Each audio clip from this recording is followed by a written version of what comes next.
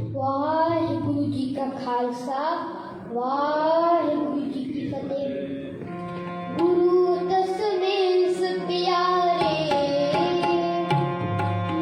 हन जोज न्यारे, गुरु दसवें प्यारे हन जोज न्यारे।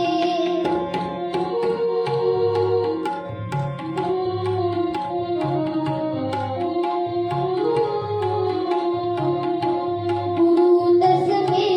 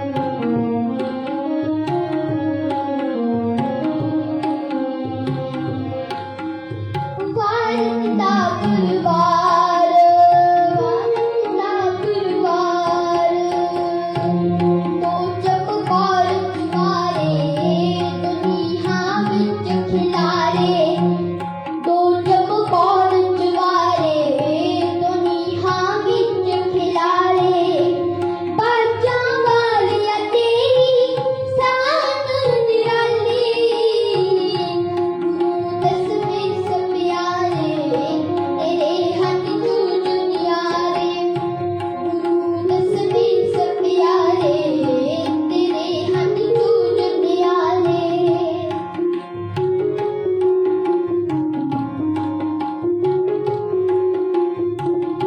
ਗੁਰੂ ਦਸਵੇਂ ਸਪਿਆਰੇ ਤੇਰੇ ਹੱਥ ਜੂਝ ਨਿਆਰੇ ਗੁਰੂ ਦਸਵੇਂ ਸਪਿਆਰੇ ਤੇਰੇ ਹੱਥ ਜੂਝ ਨਿਆਰੇ ਤੇਰੇ ਹੱਥ ਜੂਝ ਨਿਆਰੇ ਤੇਰੇ ਹੱਥ ਜੂਝ ਨਿਆਰੇ ਤੇਰੇ ਹੱਥ ਜੂਝ ਨਿਆਰੇ ਵਾਹਿਗੁਰੂ ਜੀ ਕਾ ਖਾਲਸਾ ਵਾਹਿਗੁਰੂ ਜੀ ਕੀ ਫਤਿਹ।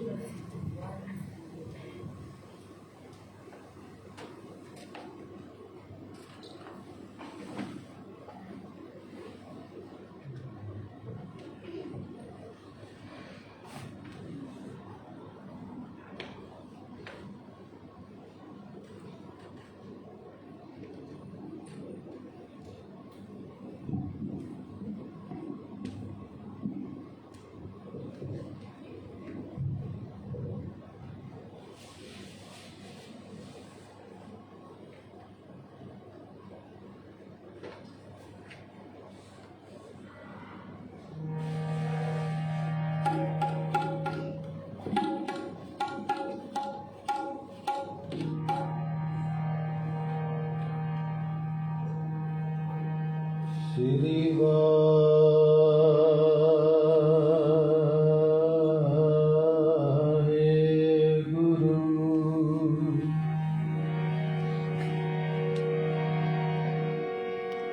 ਤੇਰੇ ਕਵਣ ਕਵਣ ਗੁਣ ਕਹਿ ਕੇ ਗਾਵਾਂ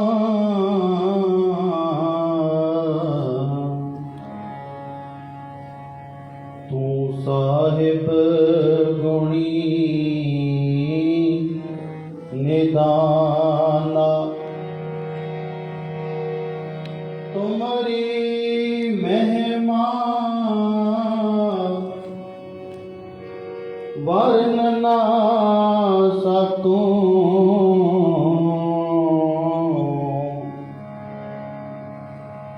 ਤੂੰ ਠਾਕਰ ਊਚ ਭਗਵਾਨਾ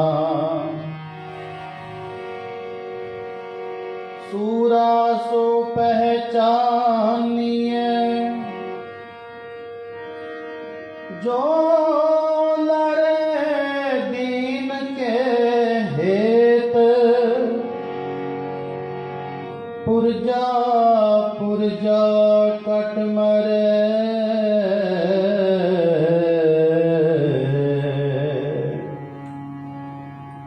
कबहू ना छाड़ खेत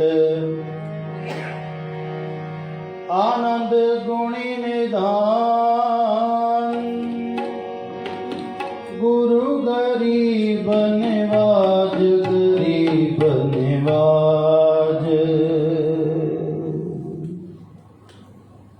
सतगुरु जी दी पावन पवित्र हजूरी दे विच जुड़ बैठे सर्वत साध संगत जीओ। सो कल दे दिन तो साहिबे कमाल धन धन गुरु गोबिंद सिंह महाराज जिन्हां दे चारे साहिबजादे माता गुजर कौर और बेअंत प्यारे ਸਿੰਘਾਂ ਦੀ ਯਾਦ ਦੇ ਵਿੱਚ ਅੱਜ ਦੂਸਰੇ ਦਿਨ ਇਕੱਤਰ ਹੋਏ ਹਾਂ। ਉਹ ਮਹਾਨ ਸ਼ਹੀਦਾਂ ਦੀ ਯਾਦ ਨੂੰ ਮਨਾਉਣ ਵਾਸਤੇ क्योंकि महाराज ने बाणी विच लिखिया है, नाम रहियो साधु रहियो रहियो गुरु गोबिंद। कि दुनिया के उपर साध संग जी एक ते नाम जपण वाले वो सदा जिउंदे ने, वो कदे मरदे नहीं है। क्योंकि उन्हां दी याद साडे अंदर वसी हुंदी है। नाम जपण वाले एक दान करने वाले ते एक सूरमे जिन्हां ने साध संग जी कोई कौम की खातर शहीदी पाई होवे, कौम दे वास्ते कोई ऐसा कर्म किया होवे जिन्हों कौम रहिंदी दुनिया तक याद करती है। इस करके आपां नाम जपण वाले जिहड़े महापुरख ने उन्हां दीयां यादां मनाउंदे हां, क्योंकि वो नाम करके जिउंदे ने। और जिन्हां दी याद विच आपां बैठे हां, ये साध संग जी सूरमिਆਂ ਦੀ ਗਿਣਤੀ ਵਿੱਚ ਆਉਂਦੇ ਨੇ, शहीदां की गिणती विच आउंदे ने। और कौम की खातर मर मिट जाण वाले, कौम की खातर आपा वार जाण वाले, वो भी सदा इस कौम दे विच जिउंदे रहिंदे है। इस करके ये तीन जिहड़ियां साध संग जी नाम जपण वाले भगत दानी जिहड़े सूरमे ने, ये सदा संसार दे उपर जीवदे रहिंदे है। तिन्ने जग जिउंदे ने दाता ते भगत सूरमा, तिन्ने जग जिउंदे ने दाता ते भगत सूरमा, तिन्ने जग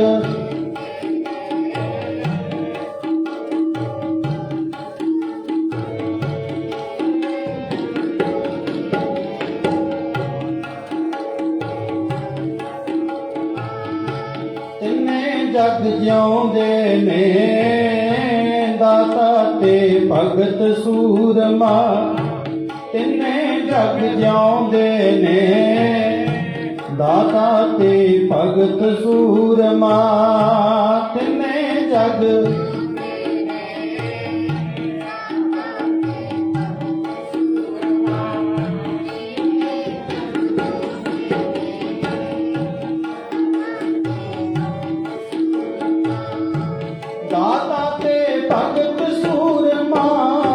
दाता ते भगत सूरमा,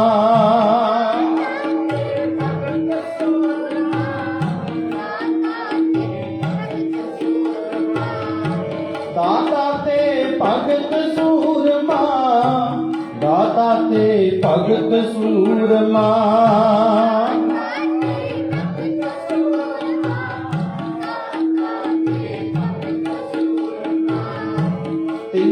जग जिउंदे ने दाता ते भगत सूरमा, तिन्ने जग जिउंदे ने दाता ते भगत सूरमा,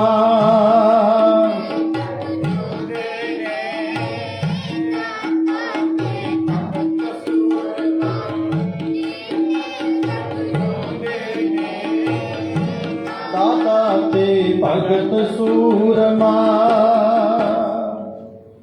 इन्हां दा नाम सदा दुनिया दे विच रहिंदा है साध संग जीओ। सो ਉਹ ਸੂਰਮਿਆਂ ਦੀ ਯਾਦ ਵਿੱਚ ਆਪਾਂ ਕੱਲ੍ਹ ਦੇ ਦਿਨ ਤੋਂ ਜੁੜੇ ਹਾਂ। ਇਤਿਹਾਸ ਸਰਵਣ ਕਰ ਰਹੇ ਸਰਸਾ ਤੋਂ ਵਿਛੜ ਕੇ ਇੱਕ ਰਾਤ ਕੁੰਮੇ ਮਾਸਕੀ ਦੇ ਸੰਗ ਵਿੱਚ ਗੁਜ਼ਾਰ ਕੇ ਮਾਤਾ ਅਤੇ ਦੋਨੇ ਛੋਟੇ ਸਾਹਿਬਜ਼ਾਦੇ सहेड़ी नगर जिन्हों पहला खेड़ी किया जाता सी, उत्थे आके गंगू के घर में ठहराव करते हैं। अपने घर दे विच लिया के आपां कल सारा त्या सरवण किया कि गंगू की नीत विगड़ जाती है, क्योंकि उन्हें वेख लिया कि माता के कोल एक गुरजी दे विच सोना दे कुछ गहने कुछ मोहरां ने, और ये लालच विच आ गया भी किस तरह होवे ये धन जिहड़ा है मैं प्राप्त कर लवां। लैके ते बड़े चाह नाल आया सी।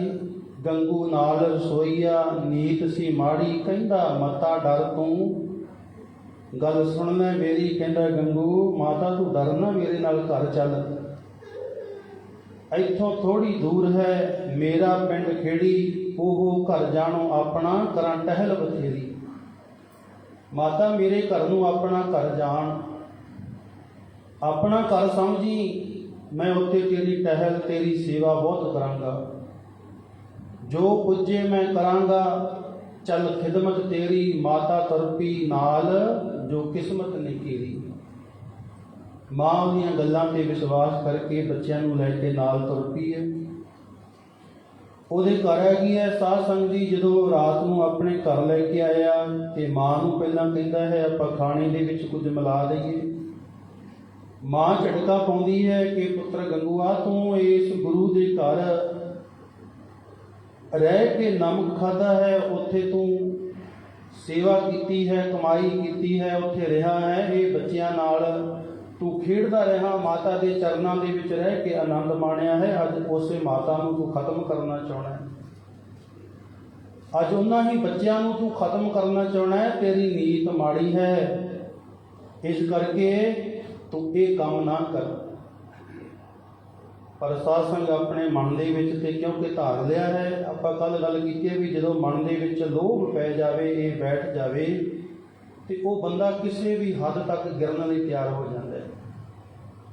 ਉਹ ਕੁਝ ਵੀ ਚੰਗੇ ਤੋਂ ਚੰਗਾ, ਮਾੜੇ ਤੋਂ ਮਾੜਾ ਕੰਮ ਕਰਨ ਵਾਸਤੇ ਤਿਆਰ ਹੋ ਜਾਂਦਾ ਹੈ। ਭੱਖ ਅਭੱਖ ਵੀ ਜੋ ਨਹੀਂ ਵੀ ਕਰਨ ਵਾਲੀਆਂ, ਨਹੀਂ ਵੀ ਖਾਣ ਵਾਲੀਆਂ ਚੀਜ਼ਾਂ ਉਹ ਵੀ ਖਾ ਜਾਂਦਾ ਕਿ ਲੋਭੀ ਕਾਵੇ ਸਾਹੂ ਨਾ ਕੀਜੇ। ਇਸ ਕਰਕੇ ਮਹਾਰਾਜ ਕਹਿੰਦੇ ਲੋਭੀ ਬੰਦੇ ਦਾ ਕਦੇ ਵਿਸਾਹ ਨਹੀਂ ਕਰਨਾ ਚਾਹੀਦਾ, ਉਹਦਾ ਪਤਾ ਨਹੀਂ ਕਦੋਂ ਉਹਦੀ ਨੀਤ ਬਦਲ ਜਾਵੇ। ਗੁਰੂ ਸਾਹਿਬ ਨੇ ਆਪਾਂ ਬਾਣੀ ਵਿੱਚ ਰਹਿਰਾਸ ਸਾਹਿਬ ਦੇ ਵਿੱਚ ਪੜ੍ਹਦੇ ਹਾਂਗੇ, ਪੰਕਜ ਮੋਹ ਪੱਗ ਚਾਲੈ ਨਾਹੀ ਹਮ ਦੇਖਾ ਤਹਿ ਡੂਬੀ ਅੜੇ। ਮਹਾਰਾਜ ਕਹਿੰਦੇ ਜਿਹੜੇ ਇਹੋ ਜਿਹੇ ਲਾਲਚ ਮੋਹ ਵਿੱਚ ਫਸ ਗਏ ਆ ਨਾ, ਕਹਿੰਦੇ ਹਮ ਦੇਖਾ ਮੈਂ ਦੇਖਿਆ, ਉਹ ਸੰਸਾਰ ਵਿੱਚ ਕਦੇ ਪਾਰ ਨਹੀਂ ਹੋਏ, ਉਹ ਡੁੱਬ ਗਏ। ਜਿਹੜੇ ਵੀ ਲਾਲਚ ਵਿੱਚ ਫਸ ਗਏ ਨੇ, ਜਿਹੜੇ ਇਹੋ ਜਿਹੇ ਮੋਹ ਵਿੱਚ ਪੈ ਗਏ ਹੈ, ਮਹਾਰਾਜ ਕਹਿੰਦੇ ਮੈਂ ਅੱਖਾਂ ਨਾਲ ਵੇਖਿਆ, ਉਹ ਦੁਨੀਆ ਤੋਂ ਕਦੇ ਪਾਰ ਨਹੀਂ ਹੋਏ, ਉਹ ਦੁਨੀਆ ਤੋਂ ਕਦੇ ਤਰੇ ਨਹੀਂ, ਉਹ ਗੁਰੂ ਦੇ ਚਰਨਾਂ 'ਚ ਕਦੇ ਪ੍ਰਵਾਨ ਨਹੀਂ ਹੋਏ। ਉਹਨਾਂ ਦੇ ਲਾਲਚ ਨੇ, ਉਹਨਾਂ ਦੇ ਮੋਹ ਨੇ, ਲੋਭ ਨੇ ਉਹਨਾਂ ਨੂੰ ਇੱਥੇ ਡੋਬ ਕੇ ਰੱਖ ਦਿੱਤਾ ਹੈ। ਮੈਂ ਡੁੱਬਦੇ ਦੇਖੇ ਨੇ ਜਿਹੜੇ ਮੋਹ ਦੇ ਚਿੱਕੜ ਵਿੱਚ ਫਸ ਗਏ, ਮੈਂ ਡੁੱਬਦੇ ਦੇਖੇ ਨੇ ਜਿਹੜੇ ਮੋਹ ਦੇ ਚਿੱਕੜ ਵਿੱਚ ਫਸ ਗਏ, ਮੈਂ ਡੁੱਬਦੇ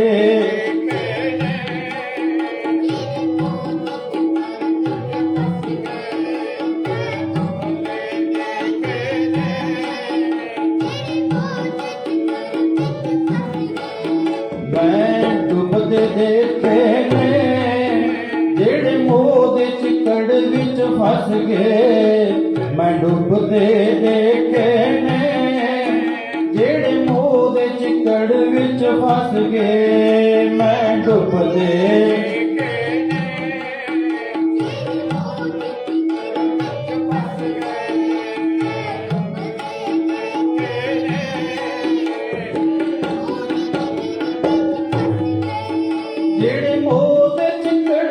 ਫਸ ਗਏ, ਜਿਹੜੇ ਮੋਹ ਦੇ ਚਿੱਕੜ ਵਿੱਚ ਫਸ ਗਏ,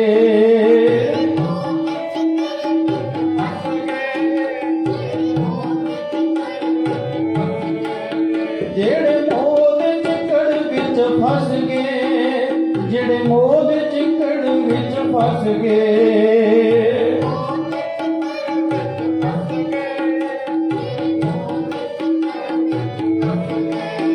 ਮੈਂ ਡੁੱਬਦੇ ਦੇਖੇ ਨੇ ਜਿਹੜੇ ਮੋਹ ਦੇ ਚਿੱਕੜ ਵਿੱਚ ਫਸ ਗਏ, ਮੈਂ ਡੁੱਬਦੇ ਦੇਖੇ ਨੇ ਜਿਹੜੇ ਮੋਹ ਦੇ ਚਿੱਕੜ ਵਿੱਚ ਫਸ ਗਏ, ਮੈਂ ਡੁੱਬਦੇ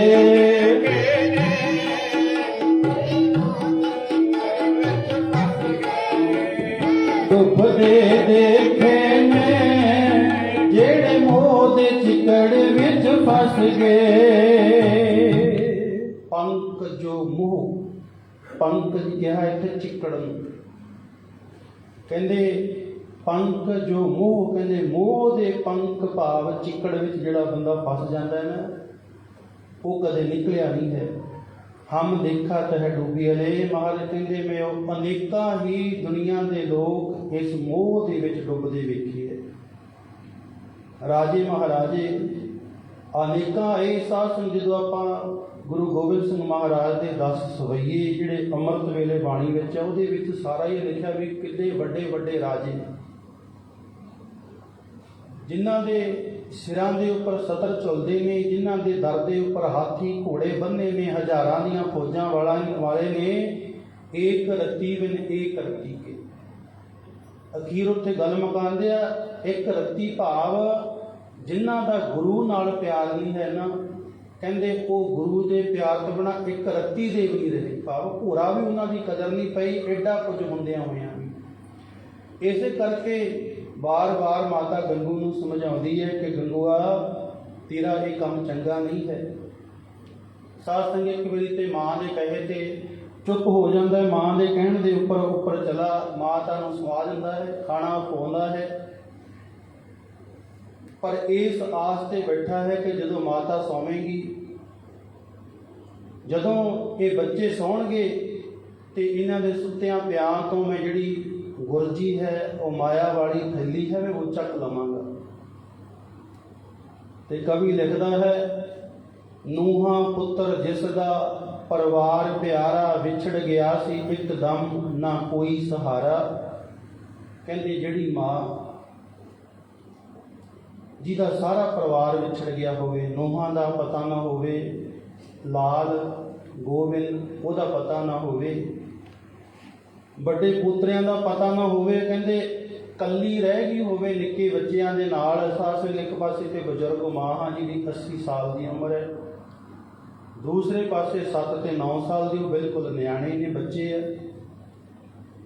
ਠੰਡ ਵਿੱਚ ਹਮੇਸ਼ਾ ਦੋਹਾਂ ਨੂੰ ਬਚਾਉਣਾ ਪੈਂਦਾ, ਬਜ਼ੁਰਗਾਂ ਨੂੰ ਤੇ ਬੱਚਿਆਂ ਨੂੰ। ਹੁਣ ਇੱਥੇ ਦੋਨੇ ਹੀ ਇੱਕ ਬੱਚੇ ਨੇ, ਉਮਰ ਕਰਕੇ, ਸੁਰਤ ਕਰਕੇ ਭਾਵੇਂ ਉਹ ਬਹੁਤ ਵੱਡੇ ਨੇ, ਆਪਾਂ ਉਹਨੂੰ ਕਹਿੰਦੇ ਹਾਂ ਬਾਬਾ ਫਤਿਹ ਸਿੰਘ। ਸੁਰਤ ਕਰਕੇ ਤੇ ਬਹੁਤ ਵੱਡੇ ਨੇ, ਪਰ ਉਮਰ ਕਰਕੇ, ਸਰੀਰ ਕਰਕੇ ਬਹੁਤ ਛੋਟੇ ਨੇ। ਇਸ ਕਰਕੇ ਵੀ ਠੰਡ ਵਿੱਚ ਦੋਹਾਂ ਨੂੰ ਬਚਾਇਆ ਜਾਂਦਾ, ਤੇ ਇਹ ਦੋਵੇਂ ਹੀ ਅਵਸਥਾ ਦੇ ਵਿੱਚ, ਉਮਰ ਦੇ ਵਿੱਚ, ਇੱਕ ਤੇ ਬਜ਼ੁਰਗ ਹੈ ਤੇ ਇੱਕ ਬਿਲਕੁਲ ਬੱਚੇ ਹੈ। ਇਸ ਕਰਕੇ ਹੁਣ ਕਹਿੰਦੇ ਜਿਹਦਾ ਵਿਛੜ ਗਿਆ ਹੋਵੇ ਸਾਰਾ ਇੱਕਦਮ ਪਰਿਵਾਰ, ਕੋਈ ਸਹਾਰਾ ਨਾ ਹੋਵੇ, ਬੈਰੀ ਦਿਸੇ ਚਾਰੋਂ ਪਾਸੇ ਸੀ ਖਤਰਾ ਭਾਰਾ। ਚਾਰੇ ਪਾਸੇ ਬੈਰੀ ਬੈਰੀ ਆ, ਹਰੇਕ ਪਾਸੇ ਬੈਰੀ ਹੈ, ਹਰ ਕੋਈ ਬੈਰੀ ਬਣਿਆ। 22 ਧਾਰ ਦੇ ਰਾਜੇ ਬਣ ਚੁੱਕੇ ਨੇ ਬੈਰੀ। ਜਿੰਨੇ ਰੰਗੜਾਂ ਦਾ ਇਲਾਕਾ ਹੈ ਰੋਪੜ ਦੇ ਨੇੜੇ, ਉਹ ਸਾਰੇ ਬੈਰੀ ਬਣ ਚੁੱਕੇ ਨੇ। ਜਿੰਨੇ ਮੁਸਲਮਾਨ ਧਰਮ ਦੇ ਲੋਕ ਨੇ, ਉਹ ਬੈਰੀ ਬਣ ਚੁੱਕੇ ਨੇ। ਫੌਜਾਂ ਜਿੰਨੀਆਂ ਨੇ ਸਾਧ ਸਾਰੀਆਂ ਵੈਰੀ, ਭਾਵ ਕਿ ਚਾਰ ਸਵੇਰੇ ਵੈਰੀ ਹੀ ਵੈਰੀ ਦਿਸ ਰਿਹਾ ਹੈ। ਨੀਂਦ ਉਸ ਨੂੰ ਕਿੱਧਰੋਂ ਜਿਸ ਦਿਲ ਦੁਖਿਆਰਾ। ਕਵੀ ਕਹਿੰਦਾ ਹੈ, ਏਡਾ ਵੱਡਾ ਕਿਸੇ ਨੂੰ ਦੁੱਖ ਹੋਵੇ ਤੇ ਕੀ ਉਹਨੂੰ ਨੀਂਦ ਆ ਸਕਦੀ ਹੈ?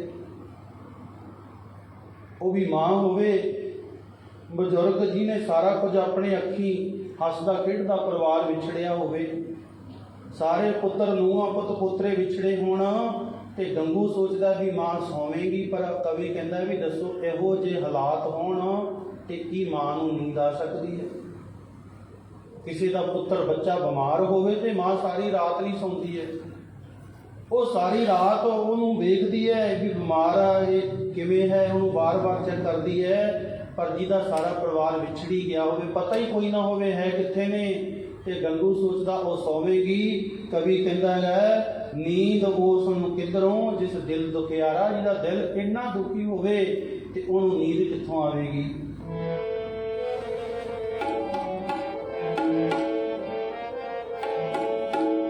ਉਹਨੂੰ ਨੀਂਦ ਕਿੱਥੋਂ ਆਵੇ ਜਿਹਦਾ ਵਿਛੜ ਗਿਆ ਪਰਿਵਾਰ। ਉਹਨੂੰ ਨੀਂਦ ਕਿੱਥੋਂ ਆਵੇ ਜਿਹਦਾ ਵਿਛੜ ਗਿਆ ਪਰਿਵਾਰ।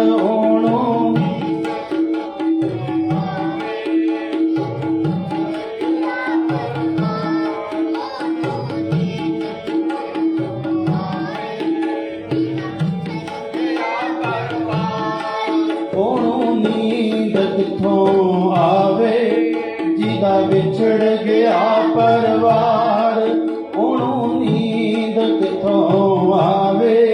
ਜਿਹਦਾ ਵਿਛੜ ਗਿਆ ਪਰਿਵਾਰ ਉਹਨੂੰ ਨੀਂਦ ਕਿੱਥੋਂ ਆਵੇ। ਜਿਹਦਾ ਵਿਛੜ ਗਿਆ ਪਰਿਵਾਰ ਉਹਨੂੰ ਨੀਂਦ ਕਿੱਥੋਂ ਆਵੇ। ਜਿਹਦਾ ਵਿਛੜ ਗਿਆ ਪਰਿਵਾਰ ਜਿਹਦਾ ਵਿਛੜ ਗਿਆ ਪਰਿਵਾਰ ਜਿਹਦਾ ਵਿਛੜ ਗਿਆ ਪਰਿਵਾਰ ਜਿਹਦਾ ਵਿਛੜ ਗਿਆ ਪਰਿਵਾਰ ਜਿਹਦਾ ਵਿਛੜ ਗਿਆ ਪਰਿਵਾਰ ਉਹਨੂੰ ਨੀਂਦ ਕਿੱਥੋਂ ਆਵੇ।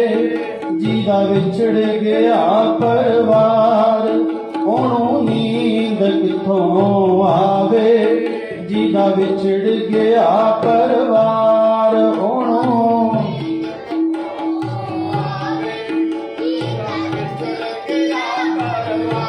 ਜੀ ਉਹਨੂੰ ਨੀਂਦ ਕਿੱਥੋਂ ਆਵੇ। ਜਿਹਦਾ ਵਿਛੜ ਗਿਆ ਪਰਿਵਾਰ।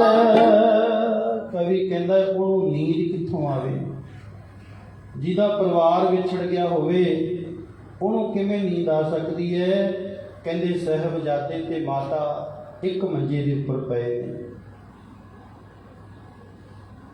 ਇੱਕ ਪਾਸੇ ਸਾਹਿਬਜ਼ਾਦਾ ਬਾਬਾ ਜ਼ੋਰਾਵਰ ਸਿੰਘ ਮੰਜੇ ਤੇ ਪਿਆ, ਦੂਸਰੇ ਪਾਸੇ ਬਾਬਾ ਫਤਿਹ ਸਿੰਘ ਪਿਆ।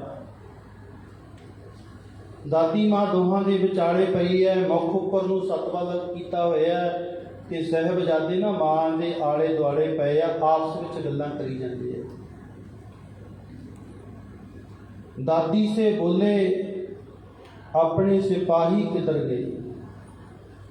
दादी माँ ना हौली हौली पे दादी माँ ਜਦੋਂ ਆਪਾਂ ਆਨੰਦਪੁਰ ਤੋਂ ਚੱਲੇ ਸੀ ਨਾ ਆਪਣੇ ਨਾਲ ਕਿੰਨੇ ਸਿਪਾਹੀ ਸੀ 700 ਦੇ ਕਰੀਬ ਸਿੱਖ ਸਿਪਾਹੀ ਨਾਲ ਸਨ। ਕਹਿੰਦੇ ਦਾਦੀ ਨੂੰ ਸਵਾਲ ਕਰਦੇ ਐ दादी से बोले हमारे सिपाही किधर गए दरिया पे हमको छोड़ के राही किधर गए कि ऐ दादी माँ ਜਿਹੜੇ ਆਪਣੇ ਨਾਲ ਆ ਰਹੇ ਸੀ ਆਪਣੇ ਨਾਲ ਉਹ ਰਾਹੀ ਕਿੱਧਰ ਚਲੇ ਗਏ ਨੇ। अब्बा वहा के लश्करे वाही किधर गए भाई भी हमको भूल गए जंग के शौक में।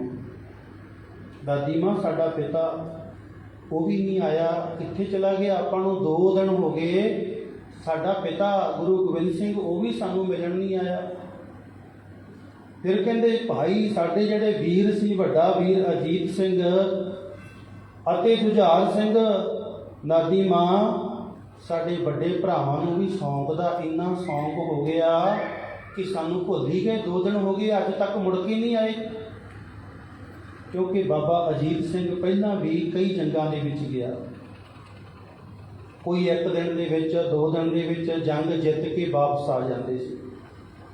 पर हुण किन्ने दिन हो गए विछड़न नूं तीसरा दिन है तां सवाल करदे आ कि दादी अगे भाई जाते सी साडे वीर पर वापस आ जाते सी भी हुण साडे वीरां नूं भी सौंक इन्ना ज़्यादा हो गया जंग दा कि सानू भुल ही गए मुड़ के नहीं आए। ना पिता आया ते ना साडा बड़े जिहड़े वीर वो आए ने।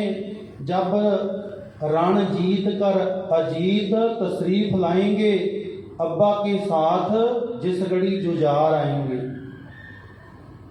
आपस में गल्लां करी जाते दादी माँ चुप है सुनी जाती है। गल्लां करते एक दूसरे नाल भी जदों अपने अब्बा जी ना अपने पिता जी रण जीत कर भाव जंग नूं जित के आउणगे उदों अब्बा दे नाल उदों अपने पिता दे नाल साडा वड्डा वीर अजीत भी आवेगा जुझार भी आवेगा। एक दूसरे नाल गल्लां करी जाते जदों वो दोने जाने आउणगे कहते इस तरह जो अपने कोले आउणगे करके गिला हर एक से हम रूठ जाएंगे। फतेह सिंह अपने बड़े भरा जोरावर नूं कहंदा वीर ਜਦੋਂ ਹੁਣ ਬਾਬਾ ਬਾਈ ਆਪਣੇ ਭਾਈ ਆਉਣਗੇ ਨਾ, ਅਜੀਤ ਸਿੰਘ ਤੇ ਜੁਝਾਰ ਸਿੰਘ, ਆਪਾਂ ਉਹਨਾਂ ਨੂੰ ਬੁਲਾਉਣਾ ਨਹੀਂ, ਆਪਾਂ ਉਹਨਾਂ ਨਾਲ ਰੁੱਸ ਜਾਵਾਂਗੇ, ਰੁੱਟ ਜਾਵਾਂਗੇ। ਦੇਖੋ ਕਿਹੋ ਜਿਹੀਆਂ ਨਿੱਕੀਆਂ ਨਿੱਕੀਆਂ ਗੱਲਾਂ ਆਪਸ ਵਿੱਚ ਕਰ ਰਹੇ ਹੈ, ਪਰ ਇਹ ਨਹੀਂ ਪਤਾ ਕਿ ਉਹ ਕੀ ਭਾਣਾ ਵਰਤਣ ਵਾਲਾ ਹੈ। ਕਹਿੰਦੇ ਹਮ ਰੂਠ ਜਾਏਂਗੇ ਹਰ ਇੱਕ ਸੇ, ਆਪਾਂ ਸਾਰਿਆਂ ਨਾਲ ਰੁੱਟ ਜਾਵਾਂਗੇ। ਮਾਤਾ ਕਵੀ ਪਿਤਾ ਕਵੀ ਬਾਈ ਮਨਾਏਂਗੇ। ਕਹਿੰਦੇ ਕਦੇ ਆਪਣੀਆਂ ਮਾਤਾ ਸੁੰਦਰ ਕੌਰ ਤੇ ਮਾਤਾ ਸਾਹਿਬ ਕੌਰ, ਉਹ ਵੀ ਵਿਛੜੀਆਂ ਨੇ ਨਾਲੋਂ। ਕਹਿੰਦੇ ਜਦੋਂ ਆਪਾਂ ਨੂੰ ਮਿਲਣਗੇ ਨਾ, ਕਦੇ ਤੇ ਆਪਣੀਆਂ ਮਾਤਾ ਆਪਾਂ ਨੂੰ ਜੱਫੀ ਵਿੱਚ ਲੈਣਗੀਆਂ, ਪੁੱਤ ਬੋਲਦੇ ਕਿਉਂ ਨਹੀਂ, ਤੁਸੀਂ ਮੰਨ ਜਾਓ। ਕਹਿੰਦੇ ਕਦੇ ਭਾਈ ਆਪਾਂ ਨੂੰ ਗਲਵੱਕੜੀ ਵਿੱਚ ਲੈਣਗੇ, ਕਦੇ ਆਪਣਾ ਵੱਡਾ ਵੀਰ ਅਜੀਤ ਘੁੱਟ ਕੇ ਗਲਵੱਕੜੀ ਪਾਵੇਗਾ, ਵੀਰੇ ਨਿੱਕੇ ਬੋਲਦਾ ਕਿਉਂ ਨਹੀਂ, ਤੂੰ ਕਿਉਂ ਰੁੱਸ ਗਿਆ। ਤੇ ਕਹਿੰਦੇ ਇਸ ਕਰਕੇ ਇੱਕ ਇੱਕ ਕਰਕੇ ਸਾਰੇ ਮਨਾਏਂਗੇ। ਕਹਿੰਦੇ गले लगा के वो कहेंगे बार बार मान जाओ लेकिन हम नहीं मानेंगे। ਕਹਿੰਦੇ ਆਪਾਂ ਨੂੰ ਸਾਰੇ ਗਲੇ ਨਾਲ ਲਾਉਣਗੇ, ਘੁੱਟ ਘੁੱਟ ਕੇ ਗਲਵੱਕੜੀਆਂ ਪਾਉਣਗੇ, ਸਾਰੇ ਮਿੰਨਤਾਂ ਕਰਨਗੇ, ਆਪਣੀਆਂ ਮਾਂ ਵੀ ਮਿੰਨਤਾਂ ਕਰੂ, ਅੱਬਾ ਵੀ ਆਪਣਾ ਮਿੰਨਤਾਂ ਕਰੇਗਾ, ਭਰਾ ਵੀ ਮਨਾਉਣਗੇ, ਪਰ ਆਪਾਂ ਮੰਨਣਾ ਨਹੀਂ ਹੈ, ਆਪਾਂ ਉਹਨਾਂ ਨਾਲ ਗੁੱਸੇ ਹੋ ਜਾਣਾ ਹੈ। ਕਹਿੰਦੇ ਇਸ ਤਰ੍ਹਾਂ ਫਿਰ ਕੀ ਕਰਾਂਗੇ, इकरार लेंगे उन सब से भूलना ना फिर कभी। इकरार ਹੁੰਦਾ ਉਹਨਾਂ ਨਾਲ, ਫਿਰ ਆਪਾਂ ਇੱਕ ਵਾਅਦਾ ਕਰਾਂਗੇ ਵੀ ਅਸੀਂ ਤਾਂ ਤੁਹਾਡੇ ਨਾਲ ਬੋਲਾਂਗੇ, ਸਾਡੇ ਨਾਲ ਪਹਿਲਾਂ ਇੱਕ ਵਾਅਦਾ ਕਰੋ।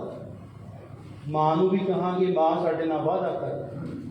ਆਪਣੇ ਪਿਤਾ ਗੁਰੂ ਗੋਬਿੰਦ ਸਿੰਘ ਮਹਾਰਾਜ, ਉਹਨਾਂ ਨੂੰ ਵੀ ਕਹਾਂਗੇ ਸਾਡੇ ਨਾਲ ਵਾਅਦਾ ਕਰ। ਔਰ ਭਰਾਵਾਂ ਨੂੰ ਵੀ ਕਹਾਂਗੇ ਸਾਡੇ ਨਾਲ ਵਾਅਦਾ ਕਰੇ, ਹਮ ਕੋ ਅਕੇਲੇ ਛੋੜ ਕੇ ਜਾਣਾ ਨਾ ਕभी। ਐ ਵੀਰ ਮਾਤਾ ਪਿਤਾ ਜੀ, ਕਦੇ ਵੀ ਸਾਨੂੰ ਜਿਵੇਂ ਹੁਣ ਛੱਡ ਕੇ ਗਏ ਹੋ ਨਾ, ਇਸ ਤਰ੍ਹਾਂ ਇਕੱਲਿਆਂ ਨੂੰ ਛੱਡ ਕੇ ਨਾ ਜਾਣਾ। ਕਹਿ ਦਿੱਤੇ ਹੈ ਹਮ ਰੁਲਾਣਾ ਨਾ ਫਿਰ ਕभी। ਕਹਿੰਦੇ ਉਹਨਾਂ ਨੂੰ ਕਹਾਂਗੇ ਫਿਰ ਕਦੇ ਵੀ ਸਾਨੂੰ ਇਸ ਤਰ੍ਹਾਂ ਰੁਲਾ ਕੇ ਨਾ ਜਾਇਓ, ਜਿਵੇਂ ਹੁਣ ਛੱਡ ਕੇ ਗਏ ਹੋ ਨਾ, ਇਸ ਤਰ੍ਹਾਂ ਇਕੱਲਿਆਂ ਨੂੰ ਛੱਡ ਕੇ ਨਾ ਜਾਇਓ। ਦਾਦੀ ਮਾਂ ਦੋਹਾਂ ਦੀਆਂ ਗੱਲਾਂ ਸੁਣੀ ਜਾਂਦੀ ਹੈ, ਕਿ ਸੱਜੇ ਬੋਲੀ ਜਾਂਦਾ, ਖੱਬੇ ਬੋਲੀ ਜਾਂਦਾ। ਮਾਂ ਕੋਈ ਹੁੰਗਾਰਾ ਨਹੀਂ ਦਿੰਦੀ, ਉਹ ਰੱਬ ਦੇ ਰੰਗਾਂ ਦੇ ਵਿੱਚ ਸਾਧ ਸੰਗਤ ਜੀ ਉਹ ਮਾਤਾ ਉੱਪਰ ਨੂੰ ਵੇਖੀ ਜਾਂਦੀ ਹੈ। ਦੋਨੋਂ ਸਾਹਿਬਜ਼ਾਦੇ ਆਪਸ ਵਿੱਚ ਗੱਲਾਂ ਕਰੀ ਜਾਂਦੇ ਆ, ਆਪਾਂ ਰੁੱਸਾਂਗੇ ਉਹਨਾਂ ਦੇ ਨਾਲ ਜਦੋਂ ਆਉਣਗੇ, ਫਿਰ ਉਹਨਾਂ ਕੋਲੋਂ ਇਕਰਾਰ ਲਵਾਂਗੇ, ਉਹਨਾਂ ਨਾਲ ਪ੍ਰੋਮਿਸ ਕਰਾਂਗੇ ਅੱਗੇ ਤੋਂ ਸਾਨੂੰ ਇਕੱਲਿਆਂ ਨੂੰ ਛੱਡ ਕੇ ਨਾ ਜਾਇਓ, ਅੱਗੇ ਤੋਂ ਕਿਸੇ ਵੀ ਤਰ੍ਹਾਂ ਸਾਨੂੰ ਧੋਖਾ ਦੇ ਕੇ ਨਾ ਜਾਇਓ, ਜਦੋਂ ਵੀ ਜਾਵੋਗੇ ਸਾਨੂੰ ਨਾਲ ਲੈ ਕੇ ਜਾਇਓ। ਕਹਿੰਦੇ ਇਸੇ ਤਰ੍ਹਾਂ ਦਾਦੀ ਮਾਂ ਨੂੰ ਫਿਰ ਕਹਿੰਦੇ ਆ, ਦਾਦੀ ਮਾਂ ਅਸੀਂ ਇੰਨੀਆਂ ਗੱਲਾਂ ਕਰੀ ਜਾਂਦੇ, ਤੂੰ ਬੋਲਦੀ ਕਿਉਂ ਨਹੀਂ, ਉਹ ਦੱਸ ਸਾਡੇ ਭਰਾ ਕਦੋਂ ਆਉਣਗੇ। ਕਹਿੰਦੇ ਦਾਦੀ ਮਾਂ ਨੂੰ ਫਿਰ ਵਾਰ-ਵਾਰ ਪੁੱਛਦੇ ਹੈ ਕਿ ਐ ਦਾਦੀ ਮਾਂ ਅਸੀਂ ਤੇਰੇ ਨਾਲ ਗੱਲਾਂ ਕਰ ਰਹੇ ਹਾਂ, ਤੂੰ ਕੋਈ ਜਵਾਬ ਨਹੀਂ ਦਿੰਦੀ, ਦੱਸ ਸਾਡੇ ਵੱਡੇ ਵੀਰ, ਸਾਡਾ ਅੱਬਾ ਤੇ ਸਾਡੀਆਂ ਮਾਤਾਵਾਂ ਨੇ, ਉਹ ਕਦੋਂ ਆਉਣਗੀਆਂ।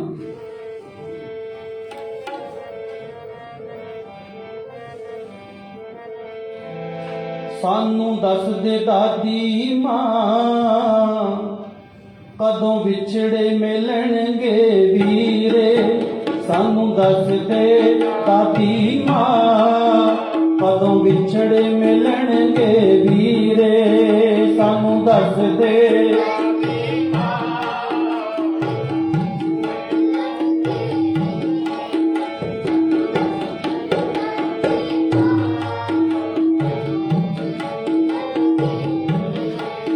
ਸਾਨੂੰ ਦੱਸ ਦੇ ਦਾਦੀ ਮਾਂ ਕਦੋਂ ਵਿਛੜੇ ਮਿਲਣਗੇ ਵੀਰੇ।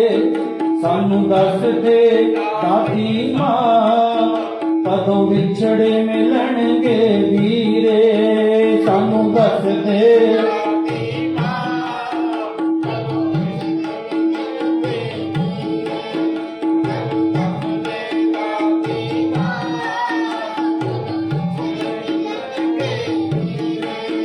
ਕਦੋਂ ਵਿਛੜੇ ਮਿਲਣਗੇ ਵੀਰੇ, ਕਦੋਂ ਵਿਛੜੇ ਮਿਲਣਗੇ ਵੀਰੇ।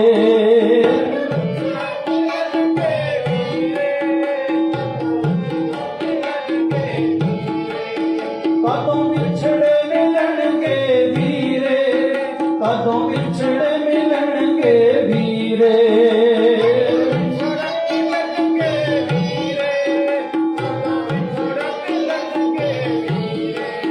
ਮੈਨੂੰ ਦੱਸ ਦੇ ਦਾਦੀ ਮਾਂ ਕਦੋਂ ਵਿਛੜੇ ਮਿਲਣਗੇ ਵੀਰੇ, ਸਾਨੂੰ ਦੱਸ ਦੇ ਦਾਦੀ ਮਾਂ, ਕਦੋਂ ਵਿਛੜੇ ਮਿਲਣਗੇ ਵੀਰੇ, ਸਾਨੂੰ ਦੱਸ ਦੇ।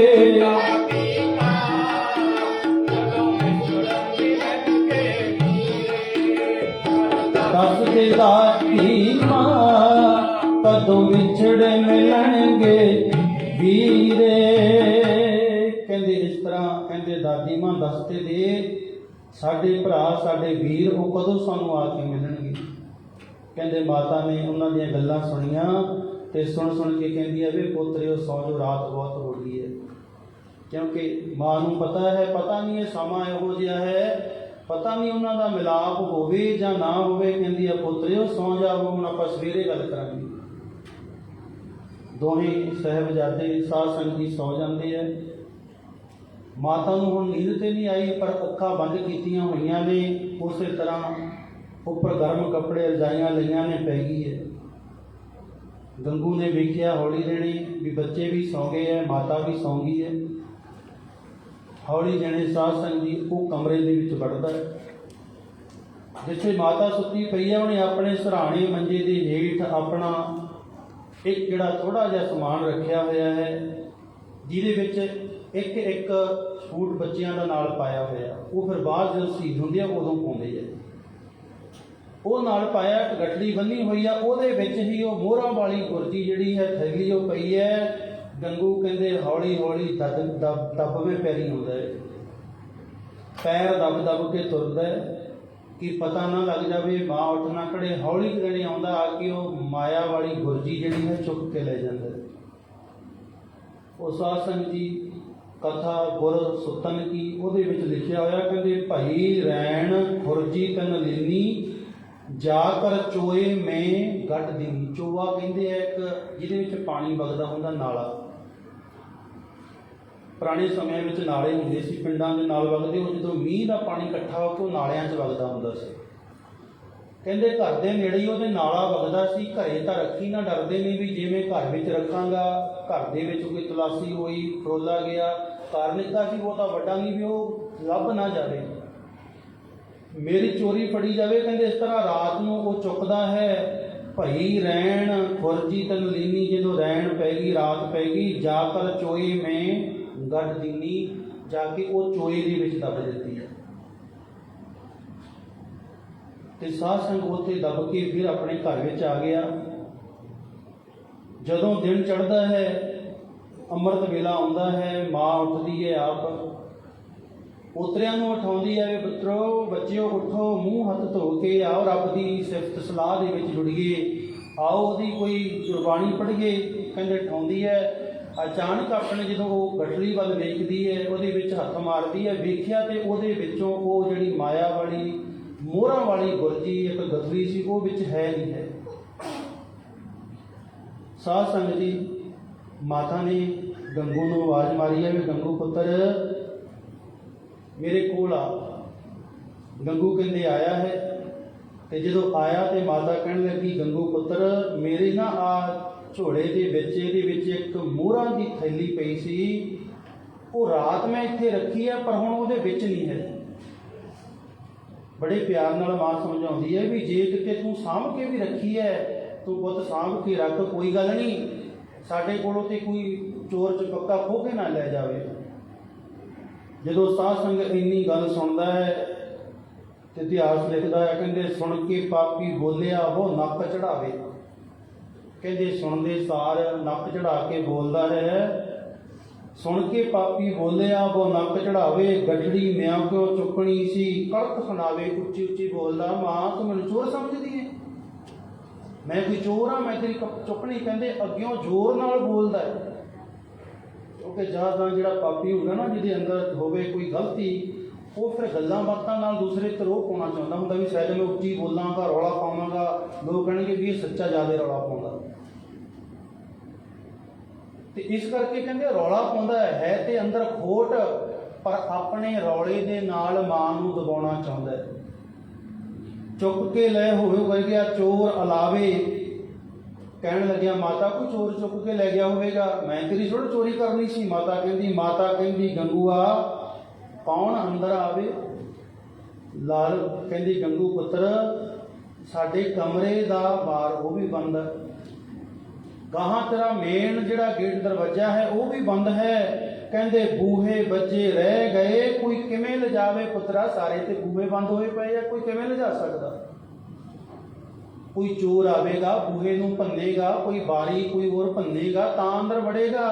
ਸਾਰੇ ਬੂਹੇ ਉਵੇਂ ਦੇ ਉਵੇਂ ਵੱਜੇ ਆ, ਤੇਰਾ ਬਾਰ ਨਹੀਂ ਖੁੱਲਿਆ। ਦੱਸ ਸਾਰੇ ਬੂਹੇ ਤੇ ਬੰਦ ਨੇ, ਕੋਈ ਚੋਰ ਕਿਵੇਂ ਆ ਕੇ ਲਿਜਾ ਸਕਦਾ ਹੈ। ਪਾਪੀ ਪਾਪਾ ਬਹੁਤ ਸੂਰ ਸੀ ਹੁਣ ਡਰਾਵੇ। ਅੰਦਰ ਡਰ ਬਹਿ ਗਿਆ ਵੀ ਮਾਤਾ ਨੂੰ ਕਿਉਂ ਪਤਾ ਲੱਗ ਗਿਆ, ਇਹ ਤੇ ਸ਼ੱਕ ਮੇਰੇ ਤੇ ਕਰਦੀ ਆ। ਕਹਿੰਦੇ ਅੱਗੇ ਉਹ ਸ਼ੋਰ ਪਾਉਂਦਾ ਹੈ, ਜ਼ੋਰ ਪਾਉਂਦਾ ਹੈ, ਉੱਚੀ ਉੱਚੀ ਰੌਲਾ ਪਾਉਂਦਾ ਹੈ। ਸਮਾਂ ਨਾ ਦੇਖੋ ਭਲੇ ਦਾ ਸਭ ਕਹਿਰ ਕਮਾਵੇ, ਬੁਰਾ ਉਸ ਦਾ ਹੋ ਗਿਆ ਜੋ ਭਲਾ ਕਮਾਵੇ। ਕਹਿੰਦਾ ਦੇਖੋ ਇਹ ਲੋਕਾਂ ਉੱਚੀ ਉੱਚੀ ਬੋਲਦਾ, ਕਹਿੰਦਾ ਜਿਹੜਾ ਭਲਾ ਕਰਦਾ ਸੀ ਉਹਦਾ ਹੀ ਬੁਰਾ ਹੋ ਗਿਆ ਕਿਉਂਕਿ ਆਪ ਸੱਚਾ ਬਣਦਾ ਹੈ। ਕਹਿੰਦਾ ਵੇਖੋ ਲੋਕੋ ਭਲਾਈ ਦਾ ਸਮਾਂ ਨਹੀਂ ਰਹਿ ਗਿਆ, ਮੈਂ ਭਲਾਈ ਕੀਤੀ ਹੈ। ਕੀ ਕਹਿੰਦਾ ਬਾਦਸ਼ਾਹ ਦੇ ਚੋਰ ਮੈਂ ਘਰ ਲਿਆ ਛਪਾਏ, ਮੈਂ ਇਹ ਬਾਦਸ਼ਾਹ ਦੇ ਚੋਰ ਨੇ, ਇਹ ਔਰੰਗਜ਼ੇਬ ਦੇ ਬਾਗੀ ਨੇ। ਮੈਂ ਆਪਣੇ ਘਰ ਦੇ ਵਿੱਚ ਇੱਕ ਤੇ ਪਨਾਹ ਦਿੱਤੀ ਇਹਨਾਂ ਨੂੰ, ਇੱਕ ਆਪਣੇ ਘਰ ਵਿੱਚ ਰਹਿਣ ਦੀ ਜਗ੍ਹਾ ਦਿੱਤੀ ਹੈ। ਕਰਨ ਲੱਗੇ ਬਦਨਾਮ ਹੁਣ ਤੋਹਮਤ ਲਾਏ ਤੇ ਮੈਨੂੰ ਹੀ ਬਦਨਾਮ ਕਰਨ ਲੱਗੇ ਹੈ।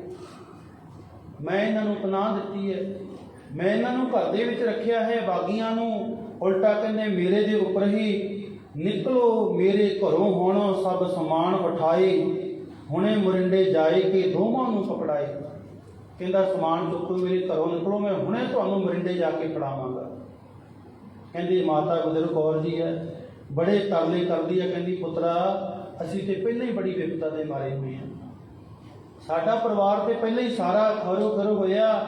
ਸੁਣ ਕੇ ਮਾਤਾ ਡਰ ਗਈ, ਕਹਿੰਦੀ ਸੁਣ ਗੰਗੇ ਤੈਨੂੰ ਪੁੱਤਾਂ ਬਾਲੂ ਪਾਲਿਆ ਘਰ ਰੱਖਣ ਸੰਗੇ।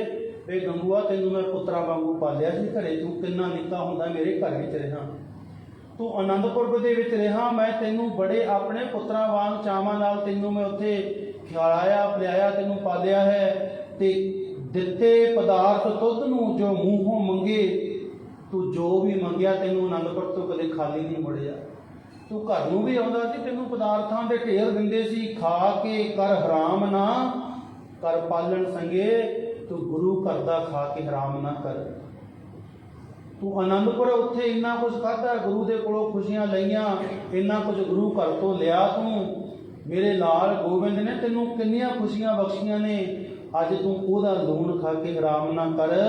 ਧਰੋ ਨਾ ਕਰ ਹੁਣ ਪਾਪੀਆ ਇਹ ਕੰਮ ਨਾ ਚੰਗੇ, ਇਹ ਤੇਰਾ ਕੰਮ ਚੰਗਾ ਨਹੀਂ, ਧਰੋ ਨਾ ਕਰ, ਇਹ ਪਾਪ ਨਾ ਕਰ। ਪਰ ਸਾਧ ਸੰਗਤ ਜੀਓ, ਗੰਗੂ ਦਾ ਜਿਹੜਾ ਹੁਣ ਮਾਣੀ ਇੰਨਾ ਇੱਕ ਤੇ ਚੋਰੀ ਕਰ ਬੈਠਾ, ਦੂਸਰਾ ਹੁਣ ਡਰ ਗਿਆ ਵੀ ਜੇ ਮਾਇਆ ਨਾ ਵੀ ਦਿੱਤੀ ਤੇ ਮਾਤਾ ਨੂੰ ਸ਼ੱਕ ਪੂਰੀ ਪੈ ਗਈ ਹੈ ਵੀ ਮੈਂ ਚੋਰੀ ਕੀਤੀ ਆ। ਹੁਣ ਸਾਧ ਸੰਗਤ ਦੋਨੇ ਪਾਸੇ ਫਸ ਗਿਆ ਤੇ ਮਨ ਦੇ ਵਿੱਚ ਫਿਰ ਲਾਲਚ ਹੋਰ ਵੱਧ ਗਿਆ, ਕਿਉਂਕਿ ਉਸ ਸਮੇਂ ਜਿੰਨੇ ਰੋਪੜ ਦੇ ਆਲੇ ਦੁਆਲੇ ਪਿੰਡ ਸਨ, ਪਿੰਡਾਂ ਵਿੱਚ ਜਿਵੇਂ ਅੱਜ ਕੱਲ੍ਹ ਤੇ ਆਪਾਂ ਫੋਨਾਂ ਤੇ ਦੱਸ ਦਿੰਦੇ, ਉਦੋਂ ਢੰਡੋਰਾ ਕਹਿੰਦੇ ਸੀ ਪਿੱਟਣਾ। ਢੰਡੋਰਾ ਪਿੱਟਣਾ, ਇੱਕ ਬੰਦਾ ਢੋਲ ਵਜਾਉਂਦਾ ਸੀ, ਢੋਲ ਦੀ ਆਵਾਜ਼ ਸੁਣ ਕੇ ਲੋਕ ਇਕੱਠੇ ਹੋ ਜਾਂਦੇ ਸੀ ਵੀ ਕੋਈ ਬੋਲਣ ਲੱਗਿਆ, ਫਿਰ ਬੋਲਦੇ ਸੀ। ਢੰਡੋਰਾ ਪਟਾ ਦਿੱਤਾ ਕਿ ਗੁਰੂ ਗੋਬਿੰਦ ਸਿੰਘ ਮਹਾਰਾਜ, ਉਹਦਾ ਪਰਿਵਾਰ, ਉਹ ਬਾਦਸ਼ਾਹ ਦੇ ਬਾਗੀ ਨੇ, ਜਿੱਥੇ ਕਿਤੇ ਵੀ ਹੈ ਉਹਨਾਂ ਬਾਰੇ ਦੱਸਿਆ ਜਾਵੇ, ਜਿਹੜਾ ਦੱਸੇਗਾ ਉਹਨੂੰ ਇਨਾਮ ਦਿੱਤਾ ਜਾਵੇਗਾ। ਇਹ ਗੱਲ ਗੰਗੂ ਨੇ ਸੁਣ ਲਈ, ਮਨ ਵਿੱਚ ਹੋਰ ਲਾਲਚ ਵੱਧ ਗਿਆ ਵੀ ਇੱਕ ਤੇ ਖੁਰਜੀ ਮੈਂ ਪਹਿਲਾਂ ਹੀ ਲਕੋਈ ਬੈਠਾ, ਉਤੋਂ ਦੂਸਰਾ ਹੋਰ ਲਾਲਚ ਮਿਲ ਗਿਆ ਕਿ ਜਿਹੜਾ ਇਹਨਾਂ ਬਾਰੇ ਦੱਸੇਗਾ ਉਹਨੂੰ ਹੋਰ ਇਨਾਮ ਮਿਲੇਗਾ। ਕਹਿਣ ਲੱਗੇ ਤੇ ਗੱਲ ਹੀ ਬਣ ਗਈ, ਹੁਣ ਡਬਲ ਇਨਾਮ ਮਿਲੇਗਾ। ਇੱਕ ਤੇ ਮਾਇਆ ਮਿਲ ਗਈ ਹੈ, ਦੂਸਰਾ ਇਨਾਮ ਇਹਨਾਂ ਨੂੰ ਫੜਾ ਕੇ ਫਿਰ ਲਵਾਂਗਾ। ਪਹਿਲਾਂ ਪਿੰਡ ਦੇ ਚੌਧਰੀ ਕੋਲੇ ਜਾਂਦਾ ਸਾਧ ਸੰਗਤ ਜੀ ਆਪਦੇ, ਉਹਨੂੰ ਜਾ ਕੇ ਮਿਲਦਾ, ਕਹਿੰਦਾ ਚੌਧਰੀ ਸਾਹਿਬ ਮੇਰੇ ਘਰ ਦੇ ਵਿੱਚ ਗੁਰੂ ਗੋਬਿੰਦ ਸਿੰਘ ਜੀ ਦੀ ਮਾਤਾ ਤੇ ਉਹਦੇ ਛੋਟੇ 2 ਲਾਲ ਬੱਚੇ ਮੇਰੇ ਘਰ ਵਿੱਚ ਰਾਤ ਦੇ ਆਏ ਹੋਏ ਨੇ, ਮੈਂ ਚਾਹੁੰਦਾ ਹਾਂ ਕਿਸੇ ਤਰ੍ਹਾਂ ਉਹਨਾਂ ਨੂੰ ਆਪਾਂ ਮਰਿੰਡੇ ਜਾ ਕੇ ਉੱਥੇ ਪੁਲਿਸ ਨੂੰ ਫੜਵਾ ਦਈਏ, ਕਿਉਂਕਿ ਪਿੰਡਾਂ ਵਿੱਚ ਚੌਧਰੀ ਉਹਨਾਂ ਦੀ ਪਹੁੰਚ ਹੁੰਦੀ ਹੈ ਅੱਗੇ ਪੁਲਿਸ ਥਾਣਿਆਂ ਤੱਕ। ਕਹਿੰਦੇ ਅੱਗੇ ਉਹ ਬੜਾ ਖੁਸ਼ ਹੋ ਗਿਆ ਵੀ ਫਿਰ ਤਾਂ ਮੈਨੂੰ ਵੀ ਹਿੱਸਾ ਮਿਲੇਗਾ, ਆਪਾਂ ਦੋਵੇਂ ਜਾ ਕੇ ਇਤਲਾਹ ਦੇਵਾਂਗੇ। ਇਨਾਮ ਲੈਣ ਦਾ ਮਾਰਾ ਉਹ ਵੀ ਤਿਆਰ ਹੋ ਗਿਆ। ਕਹਿੰਦਾ ਫਿਰ ਇਉਂ ਕਰ, ਮੈਂ ਆਪਣੇ ਕੁਝ ਬੰਦੇ ਤੇਰੇ ਘਰ ਦੇ ਆਲੇ ਦੁਆਲੇ ਖੜਾ ਦਿੰਦਾ, ਕਿਤੇ ਮਾਤਾ ਤੇ ਬੱਚੇ ਇਹ ਚੋਰੀ ਚੋਰੀ ਆਪਣੇ ਤੋਂ ਬਾਅਦ ਘਰੋਂ ਨਾ ਨਿਕਲ ਜਾਣ। ਸਾਧ ਸੰਗ ਆਪਣੇ ਕੁਝ ਬੰਦੇ ਉਹ ਚੌਧਰੀ ਨੇ ਗੰਗੂ ਦੇ ਘਰ ਦੇ ਆਲੇ ਦੁਆਲੇ ਖੜਾ ਦਿੱਤੇ, ਕਿਉਂਕਿ ਜਿਹੜਾ ਗੰਗੂ ਦਾ ਘਰ ਆ ਉਹ ਬਹੁਤ ਪਿੰਡ ਦੇ ਵਿੱਚ ਵਿਚਕਾਰ ਸੀ, ਆਲੇ ਦੁਆਲੇ ਘਰ ਸੀ, ਇੱਕੋ ਹੀ ਉਹਦੇ ਰਾਹ ਜਾਂਦਾ ਸੀ, ਬੜਾ ਭੀੜਾ ਜਿਹਾ ਰਾਹ ਜਾਂਦਾ ਸੀ, ਉੱਥੇ ਗੱਡੀ ਵੀ ਨਹੀਂ ਜਾ ਸਕਦੀ ਸੀ, ਕੋਈ ਸਿਰਫ ਪੈਦਲ ਜਾਂ ਕੋਈ ਘੋੜੀ ਤੇ ਚੜ੍ਹਿਆ ਤੇ ਜਾਂ ਮੋਟਰਸਾਈਕਲ ਇਹੋ ਹੀ ਜਾ ਸਕਦਾ, ਬਹੁਤ ਭੀੜਾ ਰਸਤਾ ਉਹਦੇ ਘਰ ਨੂੰ ਜਾਂਦਾ। ਉਹ ਰਸਤੇ ਦੇ ਵਿੱਚ ਕੁਝ ਆਪਦੇ ਬੰਦੇ ਖੜਾ ਦਿੱਤੇ ਵੀ ਇੱਥੇ ਖਿਆਲ ਰੱਖਿਓ ਮਾਤਾ ਗੁਜਰ ਕੌਰ ਤੇ ਸਾਹਿਬਜ਼ਾਦੇ ਕਿਸੇ ਪਾਸੇ ਨਿਕਲ ਨਾ ਜਾਣ। ਤੇ ਆਪ ਸਾਧ ਸੰਗਤ ਜੀ ਉਹ ਮਰਿੰਡੇ ਨੂੰ ਚਲੇ ਜਾਂਦੇ ਹੈ। ਮਰਿੰਡੇ ਜਾ ਕੇ ਉੱਥੇ ਕੋਤਵਾਲ ਦੇ ਵਿੱਚ ਜਾ ਕੇ ਜਾਨੀ ਖਾਂ ਤੇ ਮਾਨੀ ਖਾਂ ਜਿਹੜੇ ਉੱਥੋਂ ਦੇ ਹੌਲ ਫੌਜ ਦੇ ਉਦੋਂ ਦੇ ਥਾਣੇਦਾਰ ਨੇ, ਉੱਥੋਂ ਦੇ ਚੌਧਰੀ ਹੈ, ਉਹਨਾਂ ਕੋਲ ਜਾਂਦੇ ਆ। ਉਹਨਾਂ ਕੋਲ ਜਾ ਕੇ ਫਿਰ ਅਤਲਾਹ ਦਿੰਦੇ ਆ, ਕਹਿੰਦੇ ਜਾ ਕੇ ਫਿਰ ਗੰਗੂ ਦੱਸਦਾ ਹੈ, ਗੰਗੂ ਪਾਪ ਕਮਾਇਆ ਕੁਝ ਭਲਾ ਨਾ ਸਰਿਆ, ਗੱਲਾਂ ਸੁਣ ਕੇ ਮਾਤ ਤੋਂ ਦਿਲ ਅੰਦਰ ਸੜਿਆ, ਅੰਦਰੋਂ ਸੜਿਆ ਹੋਇਆ ਨਾ ਉੱਥੇ ਚਲਾ ਗਿਆ। ਬੈਰੀ ਦੀਨ ਸਲਾਮ ਦਾ ਗੁਰਦਸਵਾਂ ਸੋਏ, ਬਾਦਸ਼ਾਹਾਂ ਨਾਲ ਜੰਗ ਹੈ ਜਿਸ ਚਿਰ ਤੋਂ ਜੋਏ। ਜਾ ਕੇ ਦੱਸਦਾ, ਕਹਿੰਦਾ ਵੀ ਜਿਹੜਾ 10ਵਾਂ ਪਾਤਸ਼ਾਹ ਹੈ ਜਿਹਦੇ ਨਾਲ ਤੁਸੀਂ 7-8 ਮਹੀਨੇ ਤੋਂ ਜੰਗ ਕਰਦੇ ਆਏ ਹੋ, ਉਹਨੂੰ ਫੜਨ ਵਾਸਤੇ ਆਨੰਦਪੁਰ ਨੂੰ ਛੱਡ ਕੇ ਹੈ ਭੱਜਾ ਸੋਏ। ਜਿਹੜਾ ਆਨੰਦਪੁਰ ਛੱਡ ਕੇ ਭੱਜ ਗਿਆ ਹੈ, ਫੜਿਆ ਗਿਆ ਨਾ ਮਾਰਿਆ, ਸਿੰਘ ਰਹਿਆ ਨਾ ਕੋਏ। ਜਿਹੜਾ ਹਜੇ ਤੱਕ ਨਾ ਤਾਂ ਫੜਿਆ ਗਿਆ ਨਾ ਤੁਹਾਡੇ ਤੋਂ ਮਾਰਿਆ ਗਿਆ। ਤੁਸੀਂ ਸਰਸਾ ਦੇ ਉੱਪਰ ਵੀ ਘੇਰਿਆ, ਆਨੰਦਪੁਰ ਨੂੰ ਵੀ 7-8 ਮਹੀਨੇ ਘੇਰਾ ਪਾਇਆ, ਅੱਜ ਤੱਕ ਜਿਹਦਾ ਤੁਸੀਂ ਕੱਖ ਨਹੀਂ ਬੁਝਾ ਸਕੇ। ਕਹਿੰਦਾ ਛੋਟੇ ਪੁੱਤਰ ਉਸ ਦੇ ਬਕ ਉਸ ਤੋਂ ਹੋਏ। ਹੈ ਖਾਨੀ ਖਾਂ ਮਾਨੀ ਖਾਂ ਉਹਦੇ ਨਿੱਕੇ ਪੁੱਤਰ ਜਿਹੜੇ ਸੀ ਉਹ ਉਹਦੇ ਨਾਲੋਂ ਵੱਖ ਹੋ ਗਏ ਨੇ। ਮੇਰੇ ਘਰ ਵਿੱਚ ਆਣ ਕੇ ਸਿਰ ਉਹਨਾਂ ਲਕੋਏ। ਕਹਿੰਦਾ ਉਹ ਦੋਨੇ ਨਿੱਕੇ ਸਾਹਿਬਜ਼ਾਦੇ ਤੇ ਮਾਤਾ ਮੇਰੇ ਘਰ ਦੇ ਵਿੱਚ ਆ ਕੇ ਲੁਕੇ ਹੋਏ ਆ। ਜਾਨੀ ਖਾਂ ਮਾਨੀ ਖਾਂ ਪੁੱਛਦਾ, ਤੂੰ ਕੌਣ ਹੈ, ਕਿੱਥੋਂ ਦਾ ਰਹਿਣ ਵਾਲਾ ਹੈ? ਖੇੜੀ ਦੇ ਵਿੱਚ ਵਸਦਾ ਹੈ ਗੰਗੂ ਨਾਮਾ, ਦਿੱਤਾ ਭੇਤ ਹਜ਼ੂਰ ਦਾ ਹਿਤ ਲੈਣ ਇਨਾਮਾ। ਕਹਿੰਦਾ ਮੇਰਾ ਨਾਮ ਹੈ ਗੰਗੂ, ਮੈਂ ਖੇੜੀ ਪਿੰਡ ਦੇ ਰਹਿਣ ਵਾਲਾ ਹਾਂ। ਕਹਿੰਦੇ ਸਾਰਾ ਭੇਤ ਦੱਸ ਦਿੱਤਾ ਇੱਕ ਇਨਾਮ ਲੈਣ ਦੇ ਵਾਸਤੇ। ਕੀਤਾ ਕੰਮ ਚੰਡਾਲ ਦਾ ਸੀ ਬਾਹਮਣ ਜਾਮਾ, ਮਰਸੀ ਕਾਲਾ ਮੂੰਹ ਹੋਏ ਅੰਤ ਹੋਏ ਹਰਾਮਾ। ਕਹਿੰਦੇ ਆਪਣੀ ਜਾਤ ਨੂੰ ਕਲੰਕ ਦਵਾ ਗਿਆ। ਹੁਣ ਸਾਰੇ ਕਹਿੰਦੇ ਨਾ ਗੰਗੂ ਬ੍ਰਾਹਮਣ, ਭਾਵੇਂ ਬ੍ਰਾਹਮਣ ਜਾਤ ਸਾਰੀ ਮਾੜੀ ਨਹੀਂ ਹੈ, ਪਰ ਸਾਧ ਸੰਗਤ ਇੱਕ ਬੰਦੇ ਨੇ ਇਹੋ ਜਿਹਾ ਪਾਪ ਕਰ ਦਿੱਤਾ, ਪੂਰੀ ਕੌਮ ਨੂੰ ਕਲੰਕ ਲਵਾ ਗਿਆ। ਜਦੋਂ ਕਿ ਕਹਿੰਦਾ ਗੰਗੂ ਬ੍ਰਾਹਮਣ ਗੰਗੂ ਪਾਪੀ ਇਹ ਕਹਿ ਕੇ ਬੁਲਾਇਆ ਜਾਂਦਾ ਹੈ। ਭਾਵੇਂ ਸਾਰੇ ਬ੍ਰਾਹਮਣ ਨਹੀਂ ਮਾੜੇ ਹੈ, ਬੜੇ ਚੰਗੇ ਵੀ ਹੈ ਜਿਨ੍ਹਾਂ ਨੇ ਸੇਵਾ ਗੁਰੂ ਸਾਹਿਬ ਦੀ ਕੀਤੀ ਹੈ। ਮੁਸਲਮਾਨ ਵੀ ਸਾਰੇ ਮਾੜੇ ਨਹੀਂ ਸਨ, ਬਹੁਤਿਆਂ ਨੇ ਸੇਵਾ ਕੀਤੀ ਹੈ। ਪਰ ਸਾਧ ਸੰਗਤ ਜੀ ਜਿਨ੍ਹਾਂ ਨੇ ਪਾਪ ਕੀਤਾ ਹੈ, ਜ਼ੁਲਮ ਕੀਤਾ ਹੈ, ਮਹਾਰਾਜ ਜ਼ੁਲਮ ਦੇ ਉਲਟ ਲੜਾਏ ਆ, ਜ਼ੁਲਮ ਕਰਨ ਵਾਲਿਆਂ ਨੂੰ ਖਤਮ ਕੀਤਾ ਹੈ। ਕਹਿੰਦੇ ਇਸੇ ਤਰ੍ਹਾਂ ਜਿਹਨੇ ਗੰਗੂ ਨੇ ਸਾਰਾ ਭੇਤ ਦੱਸ ਦਿੱਤਾ। ਖਾਨ ਹੋਏ ਬਾਜ ਨੇ ਜੋ ਡਿੱਠਾ ਤਾਮਾ, ਘੋੜੇ ਚੱਲੇ ਪੀੜ ਕੇ ਮੂੰਹ ਦੇਣ ਲਗਾਮਾ। ਕਹਿੰਦੇ ਫੌਜ ਨੂੰ ਕੀਤਾ ਤਿਆਰ, ਘੋੜਿਆਂ ਨੂੰ ਲਗਾਮਾਂ ਪਾਈਆਂ, ਬਹੁਤ ਤਕੜੀ ਫੌਜ ਤਿਆਰ ਕੀਤੀ ਸਾਹਿਬਜ਼ਾਦਿਆਂ ਨੂੰ ਫੜਨ ਵਾਸਤੇ। ਉਹਦਾ ਕਾਰਨ ਕੀ ਸੀ? ਭਾਵੇਂ ਗੁਰੂ ਗੋਬਿੰਦ ਸਿੰਘ ਦਾ ਪਤਾ ਨਹੀਂ ਉਹਨਾਂ ਨੂੰ, ਪਰ ਡਰ ਅੰਦਰ ਬਹੁਤ ਜ਼ਿਆਦਾ ਹੈ ਵੀ ਜਿਹਨੂੰ ਅਸੀਂ 8 ਮਹੀਨੇ ਘੇਰਾ ਪਾ ਕੇ ਐਡੀਆਂ ਵੱਡੀਆਂ ਤਾਕਤਾਂ ਨਹੀਂ ਫੜ ਸਕੀਆਂ, ਹੁਣ ਤਾਂ ਉਹ ਖੁੱਲ੍ਹਾ ਫਿਰਦਾ, ਹੁਣ ਤਾਂ ਕਿਸੇ ਘੇਰੇ ਵਿੱਚ ਨਹੀਂ ਹੈ, ਹੁਣ ਤਾਂ ਕਿਸੇ ਕਿਲੇ ਵਿੱਚ ਨਹੀਂ ਹੈ। ਜੇ ਕਿਤੇ ਸਾਨੂੰ ਜਾਂਦਿਆਂ ਨੂੰ ਰਾਹ ਵਿੱਚ ਮਿਲ ਗਿਆ, ਕਿਤੇ ਆਪਣੇ ਪੁੱਤਰਾਂ ਨੂੰ ਛੁਡਾ ਕੇ ਨਾ ਲੈ ਜਾਵੇ। ਹਜੇ ਵੀ ਡਰ ਇਹਨਾਂ ਨਾਲੇ ਮਹਾਰਾਜ ਦਾ ਪਤਾ ਨਹੀਂ ਉਹਨਾਂ ਨੂੰ। ਕਹਿੰਦੇ ਉੱਥੋਂ ਘੋੜਿਆਂ ਨੂੰ ਲਗਾਮਾਂ ਪਾ ਕੇ ਘੋੜੇ ਤਿਆਰ ਕਰਕੇ ਸਾਰੇ ਗੰਗੂ ਦੇ ਘਰ ਵੱਲ ਖੇੜੀ ਵੱਲ ਨੂੰ ਆ ਜਾਂਦੇ ਹੈ। ਦਿਨ ਚੜ੍ਹਦੇ ਹੀ ਨਾਲ ਹੀ ਆ ਘੇਰਾ ਪਾਇਆ, ਮਾਤਾ ਸਣੇ ਬੱਚਿਆਂ ਨੂੰ ਰੱਥ ਵਿੱਚ ਬਿਠਾਇਆ। ਆ ਕੇ ਘਰ ਨੂੰ ਘੇਰਾ ਪਾ ਲਿਆ ਚਾਰੇ ਪਾਸੇ ਤੋਂ। ਜਾਨੀ ਖਾਂ ਤੇ ਮਾਨੀ ਖਾਂ ਅੰਦਰ ਵੜਦੇ ਹੈ। ਗੰਗੂ ਨੂੰ ਕਹਿੰਦੇ ਦੱਸ ਕਿੱਥੇ ਬੈਠੀ ਹੈ ਮਾਤਾ? ਉਹਨੇ ਕਮਰੇ ਵੱਲ ਇਸ਼ਾਰਾ ਕੀਤਾ ਵੀ ਉਹ ਕਮਰੇ ਦੇ ਵਿੱਚ ਮਾਤਾ ਅਤੇ ਦੋਨੇ ਸਾਹਿਬਜ਼ਾਦੇ ਬੈਠੇ ਹੈ। ਸਾਧ ਸੰਗਤ ਜਾ ਕੇ ਉਹ ਬਾਹਰ ਖੋਲ੍ਹਿਆ, ਬੜੇ ਰੋਹ ਦੇ ਨਾਲ ਬੋਲਦਾ ਹੈ ਕਿ ਤੂੰ ਬਾਗੀ ਗੁਰੂ ਦੀ ਮਾਂ ਹੈ ਤੇ ਉਹਦੇ ਬੱਚੇ ਹਾਂ, ਸੋਨੂੰ ਲੱਭਦਿਆਂ ਨੂੰ ਬਹੁਤ ਚਿਰ ਹੋ ਗਿਆ, ਇੰਨੇ ਮਹੀਨੇ ਅਸੀਂ ਅਨੰਦਪੁਰ ਨੂੰ ਘੇਰਾ ਪਾਈ ਰੱਖਿਆ। ਕਹਿਣ ਲੱਗਿਆ ਹੁਣ ਪਤਾ ਲੱਗੂਗਾ ਤੁਹਾਡੇ ਪਿਤਾ ਨੂੰ, ਤੁਹਾਡੀ ਪੁੱਤਰ ਨੂੰ। ਜਦੋਂ ਕਹਿੰਦੇ ਨਾ ਵੀ ਰਗਾਂ ਨੂੰ ਹੱਥ ਪਾ ਲਿਆ ਸੀ, ਭਾਵ ਵੀ ਹੁਣ ਆਪਣੀ ਮਾਂ ਨੂੰ ਛਡਾਉਣ ਵਾਸਤੇ ਤੇ ਬੱਚਿਆਂ ਨੂੰ ਛਡਾਉਣ ਵਾਸਤੇ ਆਪਣੇ ਆਪ ਸਾਡੇ ਕੋਲ ਆਵੇਗਾ। ਅਜੇ ਵੀ ਇੱਕ ਭੁਲੇਖਾ ਮਨਾਂ ਦੇ ਵਿੱਚ ਉਹਨਾਂ ਦੇ, ਉਹ ਮਨ ਵਿੱਚ ਇਹ ਸੋਚਦੇ ਆ ਜਾਨੀ ਖਾਂ ਤੇ ਮਾਨੀ ਖਾਂ ਕਿ ਪੁੱਤਰਾਂ ਨੂੰ ਛਡਾਉਣ ਵਾਸਤੇ, ਮਾਂ ਨੂੰ ਛਡਾਉਣ ਵਾਸਤੇ ਹੁਣ ਗੁਰੂ ਆਪ ਸਾਡੇ ਕੋਲ ਚੱਲ ਕੇ ਆਵੇਗਾ। ਸਾਧ ਸੰਗਤ ਜੀ, ਉਹ ਮਾਤਾ ਨੂੰ ਫੜ ਲੈਂਦੇ ਆ, ਬੱਚਿਆਂ ਨੂੰ ਫੜ ਲੈਂਦੇ ਆ। ਇਤਿਹਾਸ ਲਿਖਦਾ ਕਹਿੰਦੇ ਨਿੱਕੇ ਨਿੱਕੇ ਬੱਚੇ ਆ 7 ਸਾਲ ਦੇ, ਹੱਥ ਕੜੀਆਂ ਲਾਉਂਦੇ ਆ ਉਹਨਾਂ ਨੂੰ, ਮਾਤਾ ਨੂੰ ਹੱਥ ਕੜੀਆਂ ਲਾਉਂਦੇ ਆ। ਇੱਥੋਂ ਤੱਕ ਵੀ ਲਿਖਿਆ, ਕਈਆਂ ਨੇ ਲਿਖਿਆ ਕਹਿੰਦੇ ਉਹਨਾਂ ਨੂੰ ਬੋਰਿਆਂ ਦੇ ਵਿੱਚ ਪਾਇਆ ਜਾਂਦਾ ਸਾਹਿਬਜ਼ਾਦਿਆਂ ਨੂੰ, ਜਿਵੇਂ ਆਪਾਂ ਗੂਣੀ ਕਹਿੰਦੇ ਨਾ, ਨਿੱਕੀ ਵੱਡਾ ਬੋਰਾ ਹੁੰਦਾ, ਉਹਦੇ ਵਿੱਚ ਪਾ ਕੇ ਉੱਪਰੋਂ ਮੂੰਹ ਬੰਦ ਕੀਤਾ ਹੋਇਆ, ਘੋੜੇ ਦੇ ਉੱਪਰ ਇੱਕ ਸੱਜੀ ਇੱਕ ਖੱਬੇ ਛੁੱਟਿਆ, ਉੱਤੇ ਮਾਤਾ ਗੁਜਰ ਕੌਰ ਨੂੰ ਬਿਠਾਇਆ ਹੋਇਆ ਹੈ ਤੇ ਚਾਰੇ ਪਾਸੇ ਘੇਰਾ ਲੱਗਿਆ ਹੋਇਆ ਹੈ। ਕਹਿੰਦੇ ਜਦੋਂ ਘਰ ਤੋਂ ਫੌਜ ਲੈ ਕੇ ਨਿਕਲਣ ਲੱਗ ਗਿਆ ਜਾਨੀ ਖਾਂ ਤੇ ਮਾਨੀ ਖਾਂ, ਤੇ ਮਾਂ ਉਦੋਂ ਗੰਗੂ ਨੂੰ ਇੱਕ ਗੱਲ ਕਹਿੰਦੀ ਹੈ, ਵੇ ਗੰਗੂਆ ਤੂੰ ਕੰਮ ਚੰਗਾ ਨਹੀਂ ਕੀਤਾ, ਆ 4 ਮੋਹਰਾਂ ਦੀਆਂ ਖਾਤਰ ਤੂੰ ਵੇਖ ਗੁਰੂ ਗੋਬਿੰਦ ਦੇ ਨਿੱਕੇ ਨਿੱਕੇ ਲਾਲ ਪੁਰਸ਼ ਨੂੰ ਫੜਾ ਦਿੱਤੇ, ਪਾਪੀਆ ਤੈਨੂੰ ਤਰਸ ਨਾ ਆਇਆ, ਤੈਨੂੰ ਆ ਭੋਰਾ ਭੋਰਾ ਬੱਚਿਆਂ ਤੇ ਲਾਲਾਂ ਤੇ ਤਰਸ ਨਾ ਆਇਆ। ਗੰਗੂਆ ਇੱਕ ਗੱਲ ਯਾਦ ਰੱਖੀ, ਜਿਹੜੀ ਮਾਇਆ ਦੀ ਖਾਤਰ ਤੂੰ ਇਹ ਸਾਰਾ ਕੁਝ ਕੀਤਾ, ਉਹ ਮਾਇਆ ਨੇ ਤੇਰੇ ਨਾਲ ਨਹੀਂ ਜਾਣਾ। ਜਿਸ ਮਾਇਆ ਦੀ ਖਾਤਰ ਤੂੰ ਐਡਾ ਵੱਡਾ ਪਾਪ ਕਮਾਇਆ, ਇਹ ਮਾਇਆ ਤੇਰੇ ਸਾਥ ਨਹੀਂ ਜਾਵੇਗੀ, ਕਿਉਂਕਿ ਬੜੇ ਲੋਕ ਐਸੇ ਆਏ ਜਿਨ੍ਹਾਂ ਨੇ ਮਾਇਆ ਨੂੰ ਇਕੱਠਿਆਂ ਕੀਤਾ ਹੈ। ਬੜੇ ਲੋਕ ਦੁਨੀਆ ਤੇ ਆਏ ਨੇ ਜਿਨ੍ਹਾਂ ਨੇ ਮਾਇਆ ਦੇ ਕਾਰੂ ਬਾਦਸ਼ਾਹ ਵਰਗੇ ਆਏ, ਜਿਨ੍ਹਾਂ ਨੇ ਮਾਇਆ ਇੰਨੀ ਇਕੱਠੀ ਕਰ ਲਈ, ਮੁਰਦਿਆਂ ਦੇ ਮੂੰਹਾਂ ਵਿੱਚੋਂ ਮਾਇਆ ਕੱਢ ਲਈ, ਉਹ ਵੀ ਅੰਤ ਨੂੰ ਖਾਲੀ ਹੱਥ ਦੁਨੀਆ ਤੋਂ ਗਏ ਆ। ਤੂੰ ਆ 4 ਮੋਹਰਾਂ ਨਾਲ ਕੀ ਕਰ ਲਵੇਂਗਾ? ਇਹ ਗੱਲ ਜਦੋਂ ਮਾਤਾ ਕਹਿੰਦੀ ਹੈ ਨਾ, ਜਾਨੀ ਖਾਂ ਤੇ ਮਾਨੀ ਖਾਂ ਦੇ ਕੰਨਾਂ ਵਿੱਚ ਆਵਾਜ਼ ਪੈ ਗਈ ਵੀ ਕੋਈ ਗੜਬੜ ਹੈ ਵਿੱਚ। ਜਿਹੜਾ ਮਾਇਆ ਕਰੀ ਨਾ ਵੀ ਇਹ ਜਿਹੜੀ ਮਾਇਆ ਤੂੰ ਚੁਰਾਈ ਹੈ ਤੇਰੇ ਕੰਮ ਨਹੀਂ ਆਉਣੀ, ਇਹਨੇ ਤੇਰਾ ਸਾਥ ਨਹੀਂ ਦੇਣਾ। ਉਹ ਸਾਧ ਸੰਗਤ ਚਲਾਕ ਸੀ, ਉਸ ਵੇਲੇ ਕੁਛ ਨਹੀਂ ਬੋਲੇ, ਸਾਰਿਆਂ ਨੂੰ ਨਾਲ ਲਿਆ, ਮਾਤਾ ਨੂੰ, ਸਾਹਿਬਜ਼ਾਦਿਆਂ ਨੂੰ, ਗੰਗੂ ਚੌਧਰੀ ਸਾਰੇ ਫਿਰ ਨਾਲ ਮਰਿੰਡੇ ਚਲੇ ਜਾਂਦੇ ਆ।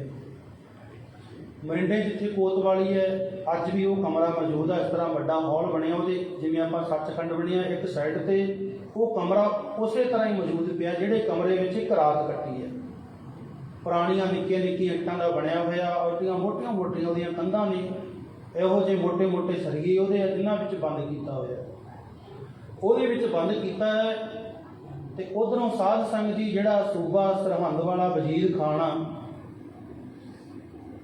ਇਹ 9 ਪੋਹ ਨੂੰ ਫੜੇ ਜਾਂਦੇ ਹੈ, ਤੇ ਉਧਰ 8 ਪੋਹ ਨੂੰ ਜੰਗ ਖਤਮ ਹੁੰਦਾ ਚਮਕੌਰ ਦਾ, ਤੇ 9 ਨੂੰ ਸੂਬਾ ਸਰਹੰਦ ਵਾਲਾ ਵੀ ਉੱਥੇ ਆ ਜਾਂਦਾ ਹੈ ਆਪਣੇ ਸਰਹੰਦ ਵਾਪਸ।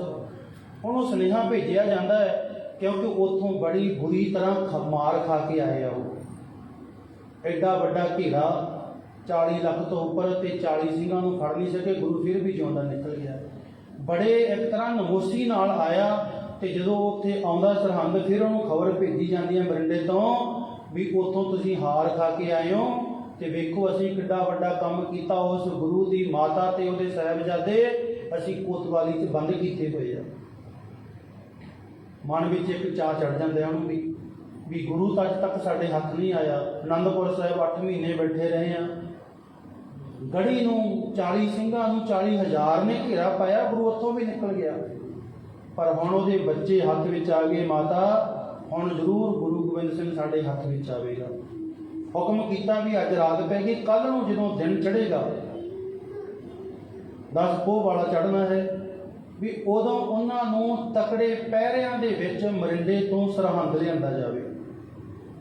ਔਰ ਰਾਤ ਨੂੰ ਡਰਦੇ ਵੀ ਹੈ ਵੀ ਰਾਤ ਨੂੰ ਲੈ ਕੇ ਆਉਣਾ, ਕਿਸੇ ਪਾਸੋਂ ਸਿੰਘੀ ਨਾ ਆ ਜਾਣਾ, ਜਾਂ ਕੋਈ ਪਿੰਡਾਂ ਵਾਲੇ ਲੋਕ ਉਹਨਾਂ ਦੀ ਮਦਦ ਵਾਸਤੇ ਬਾਗੀ ਨਾ ਹੋ ਜਾਣ, ਜਾਂ ਗੁਰੂ ਆਪ ਹੀ ਨਾ ਕਿਸੇ ਪਾਸੋਂ ਆ ਜਾਵੇ, ਕਿਉਂ ਪਤਾ ਹੀ ਨਹੀਂ ਹੈ ਉਹ ਚਲਾ ਕਿੱਥੋਂ ਗਿਆ। ਚਮਕੌਰ ਤੋਂ ਤਾਂ ਨਿਕਲ ਗਿਆ ਗੁਰੂ ਗੋਬਿੰਦ ਸਿੰਘ, ਡਰ ਹੈ ਵੀ ਪਤਾ ਨਹੀਂ ਕਿੱਥੇ ਹੈ ਉਹ। ਇਹ ਹੁਕਮ ਦਿੱਤਾ ਵੀ ਇਹਨਾਂ ਨੂੰ ਦਿਨ ਦੇ ਵਿੱਚ ਚੜ੍ਹਾਅ ਦੇ ਨਾਲ ਜਦੋਂ ਦਿਨ ਚੜ੍ਹੇ ਉਦੋਂ ਸਖਤ ਪਹਿਰਾ ਲਾ ਕੇ ਇਹਨਾਂ ਨੂੰ ਮਰਿੰਡੇ ਤੋਂ ਲੈ ਕੇ ਆਉਣਾ। ਉਧਰ ਜਿਹੜਾ ਗੰਗੂ ਹੈ ਸਾਧ ਸੰਗਤ ਜੀ, ਉਹ ਪਿੰਡ ਨੂੰ ਮੁੜਨ ਲੱਗਦਾ ਹੈ, ਤੇ ਫਿਰ ਉੱਥੇ ਜਾਨੀ ਖਾਂ ਤੇ ਮਾਨੀ ਖਾਂ ਨੂੰ ਕਹਿੰਦਾ ਵੀ ਮੇਰਾ ਇਨਾਮ ਦੇਵੋ। ਹੁਣ ਤੁਸੀਂ ਇਨਾਮ ਰੱਖਿਆ ਸੀ ਵੀ ਇਹਨਾਂ ਨੂੰ ਫੜਾਉਣ ਦਾ ਤੁਹਾਨੂੰ ਇਨਾਮ ਦਿੱਤਾ ਜਾਵੇਗਾ। ਇਤਿਹਾਸ ਲਿਖਦਾ ਹੈ ਉਸ ਸਮੇਂ ਉਹਨੂੰ 100 ਰੁਪਈਆ ਕੱਢ ਕੇ ਇਹਨਾਂ ਨੇ ਦਿੱਤਾ। ਗੰਗੂ ਫਿਰ ਕਹਿਣ ਲੱਗਿਆ ਸਿਰਫ ਇੰਨਾ ਹੀ, ਮੈਂ ਤੁਹਾਨੂੰ 2 ਬੱਚੇ ਫੜਾਏ ਆ, ਇੱਕ ਮਾਤਾ ਫੜਾਈ ਹੈ, ਤੁਸੀਂ ਅੱਜ ਤੱਕ 8 ਮਹੀਨੇ ਘੇਰਾ ਪਾ ਕੇ ਜਿਹੜਾ ਕੰਮ ਨਹੀਂ ਕਰ ਸਕੇ, ਮੈਂ ਇੱਕ ਰਾਤ ਵਿੱਚ ਕਰਕੇ ਦਿਖਾ ਦਿੱਤਾ।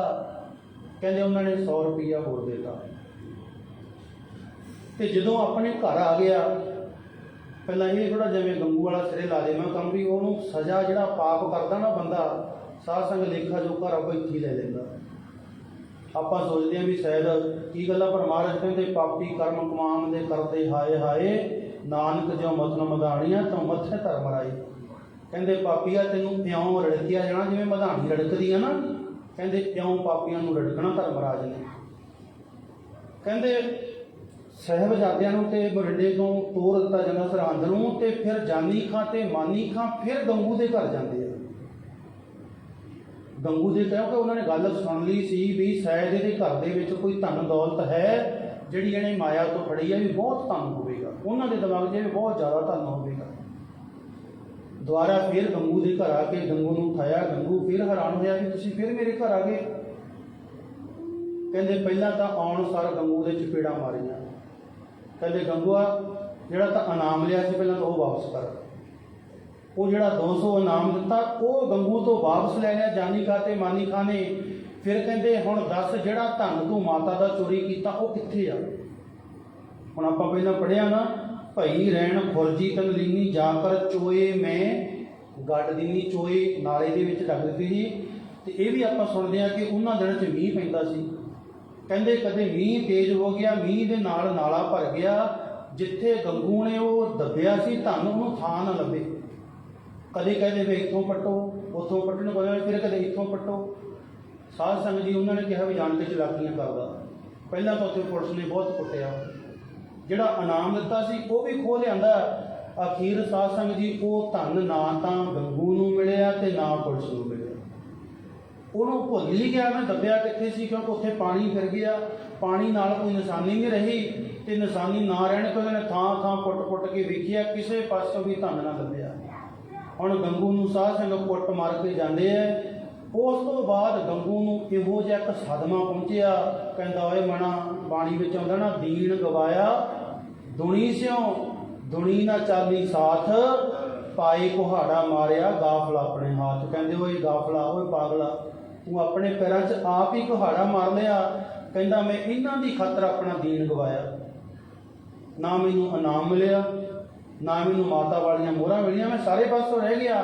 ਕਹਿੰਦੇ ਇਹੋ ਜਿਹਾ ਸਦਮਾ ਆ ਗਿਆ, ਗੰਗੂ ਪਾਗਲ ਹੋ ਗਿਆ। ਪਾਗਲ ਹੋ ਕੇ ਆਪਣੇ ਘਰ ਦੀਆਂ ਕੰਧਾਂ 'ਚ ਸਿਰ ਮਾਰ ਮਾਰ ਕੇ ਗੰਗੂ ਉਦੋਂ ਹਫ਼ਤੇ ਦੇ ਵਿੱਚ ਹੀ ਮਰ ਜਾਂਦਾ। ਦੇਖੋ ਵੀ ਜਿਹਨੇ ਪਾਪ ਕਮਾਇਆ ਹੈ ਗੁਰੂ ਸਾਹਿਬ ਦੇ ਸਾਹਿਬਜ਼ਾਦਿਆਂ ਨਾਲ, ਤੇ ਦੇਖ ਲਓ ਇੱਕ ਹਫ਼ਤਾ ਵੀ ਨਹੀਂ ਉਹ ਗੰਗੂ ਕੱਟਿਆ ਤੇ ਉਦੋਂ ਬਾਅਦ ਉਹ ਆਪਣੇ ਆਪ ਹੀ ਖਤਮ ਹੋ ਜਾਂਦਾ, ਪਾਗਲ ਹੋ ਕੇ ਮਰ ਜਾਂਦਾ।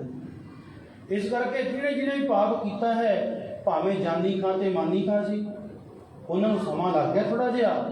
ਇਹ ਘਟਨਾ ਹੋਈ ਹੈ 1704 ਦੇ ਵਿੱਚ, ਦਸੰਬਰ ਮਹੀਨੇ ਦੇ ਵਿੱਚ। ਉਦੋਂ 6 ਸਾਲ ਬਾਅਦ ਬਾਬਾ ਬੰਦਾ ਸਿੰਘ ਬਹਾਦਰ ਆ ਜਾਂਦਾ, 1710 ਤੇ 11 ਦੇ ਵਿੱਚ। ਔਰ ਜਦੋਂ ਬਾਬਾ ਬੰਦਾ ਸਿੰਘ ਬਹਾਦਰ ਆਉਂਦਾ ਹੈ, ਗੁਰੂ ਗੋਬਿੰਦ ਸਿੰਘ ਜੀ ਪੂਰੀ ਲਿਸਟ ਬਣਾ ਕੇ ਦਿੰਦੇ ਆ ਵੀ ਆ ਕਿਹਨਾਂ ਨੂੰ ਜਾ ਕੇ ਤੂੰ ਪ੍ਰਸ਼ਾਦ ਦੇਣਾ। ਔਰ ਸਭ ਤੋਂ ਪਹਿਲਾਂ ਭੇਜਿਆ ਸੀ ਉਹਨੂੰ ਛਡੌਰੇ। ਛਡੌਰੇ ਕਿਉਂ ਭੇਜਿਆ ਸੀ? ਛਡੌਰੇ ਦਾ ਸੀ ਪੀਰ ਬੁੱਧੂ ਸਾਹਿਬ। ਪੀਰ ਬੁੱਧੂ ਸਾਹਿਬ ਦਾ ਵੀ ਸਾਰਾ ਪਰਿਵਾਰ ਔਰੰਗਜ਼ੇਬ ਨੇ ਉਹਨੂੰ ਚਪੇੜਿਆ ਸੀ, ਖਤਮ ਕਰਤਾ ਸੀ ਵੀ ਤੂੰ ਗੁਰੂ ਗੋਬਿੰਦ ਸਿੰਘ ਦਾ ਸਾਥ ਕਿਉਂ ਦਿੱਤਾ। ਤਾਂ ਕਰਕੇ ਮਹਾਰਾਜ ਕਹਿੰਦੇ ਸਭ ਤੋਂ ਪਹਿਲਾਂ ਉਹਨੂੰ ਜਾ ਕੇ ਸਜ਼ਾ ਦੇਵੀ ਜਿਹਨੇ ਪੀਰ ਬੁੱਧੂ ਸਾਹਿਬ ਦਾ ਪਰਿਵਾਰ ਖਤਮ ਕੀਤਾ। ਬੰਦਾ ਸਿੰਘ ਬਹਾਦਰ ਛਡੌਰੇ ਆਇਆ, ਛਡੌਰਾ ਖਤਮ ਕੀਤਾ। ਫਿਰ ਨੰਬਰ 2 ਤੇ ਗਿਆ ਸਮਾਣੇ। ਸਮਾਣੇ ਕਿਉਂ ਗਿਆ? ਸਮਾਣੇ ਦੇ ਜਲਾਦ ਸੀ ਜਿਨ੍ਹਾਂ ਨੇ ਸਾਹਿਬਜ਼ਾਦਿਆਂ ਨੂੰ ਕਤਲ ਕੀਤਾ ਸੀ, ਸਾਸਲ ਵੇਗ ਤੇ ਬਸਲ ਵੇਗ। ਫਿਰ ਸਮਾਣਾ ਖਤਮ ਕੀਤਾ। ਇਸੇ ਤਰ੍ਹਾਂ ਕਰਦਾ ਕਰਦਾ ਫਿਰ ਚੱਪੜ ਚਿੜੀ ਦੇ ਮੈਦਾਨ ਦੇ ਵਿੱਚ ਆ ਕੇ ਸੂਬੇ ਸਰਹੰਦ ਵਾਲੇ ਨਾਲ ਯੁੱਧ ਹੋਇਆ ਤੇ ਵਜੀਦ ਖਾਨ ਨੂੰ ਇਹੋ ਜਿਹੀ ਸਜ਼ਾ ਦਿੱਤੀ, ਮਾਰ ਕੇ ਦਰਖਤ ਨਾਲ ਟੰਗਿਆ ਸੀਗਾ। ਫਿਰ ਘੋੜਿਆਂ ਦੇ ਵਿੱਚ ਬੰਨ੍ਹ ਕੇ ਸਰਹੰਦ ਦੀਆਂ ਗਲੀਆਂ ਦੇ ਵਿੱਚ ਘੇਰਿਆ ਗਿਆ। ਔਰ ਇਹ ਹੋ ਗਿਆ ਸੀ ਇੱਟ ਨਾਲ ਇੱਟ ਖੜਕਾਉਣੀ, ਭਾਵ ਸਾਰੀ ਸਰਹੰਦ ਖਤਮ ਕਰ ਦਿੱਤੀ ਸੀ। ਇੱਕ ਵੀ ਨਿਸ਼ਾਨੀ ਉਹਦੀ ਨਹੀਂ, ਸਾਹਿਬਜ਼ਾਦਿਆਂ ਦੀਆਂ ਨਿਸ਼ਾਨੀਆਂ ਹੈ ਨੇ। ਉਹਦੇ ਤੋਂ ਬਾਅਦ ਫਿਰ ਬਾਬਾ ਬੰਦਾ ਸਿੰਘ ਬਹਾਦਰ ਆਇਆ ਮਰਿੰਡੇ ਵਿੱਚ ਆ ਕੇ ਫਿਰ ਜਾਨੀ ਖਾਂ ਤੇ ਮਾਨੀ ਖਾਂ ਫਿਰ ਉਹਨਾਂ ਦੀ ਧੌਣ ਫੜੀ ਹੈ। ਇਸ ਤਰ੍ਹਾਂ ਇੱਕ ਇੱਕ ਕਰਕੇ ਬਾਬਾ ਬੰਦਾ ਸਿੰਘ ਬਹਾਦਰ ਨੇ ਜਿੱਥੇ ਜਿੱਥੇ ਵੀ ਸਾਰਿਆਂ ਨੂੰ ਆ ਕੇ ਫਿਰ ਸੋਧਾ ਲਾ ਕੇ, ਇੱਕ ਵੀ ਉਹ ਬੰਦਾ ਨਹੀਂ ਛੱਡਿਆ ਜਿਹਨੇ ਭਾਵੇਂ ਕੋਈ ਚੁਗਲੀ ਕੀਤੀ ਸੀ, ਪਰ ਜਿਨ੍ਹਾਂ ਨੇ ਮਦਦ ਕੀਤੀ ਸੀ ਉਹਨਾਂ ਦਾ ਬਾਬਾ ਬੰਦਾ ਸਿੰਘ ਬਹਾਦਰ ਨੇ ਸਾਥ ਵੀ ਦਿੱਤਾ ਸੀ।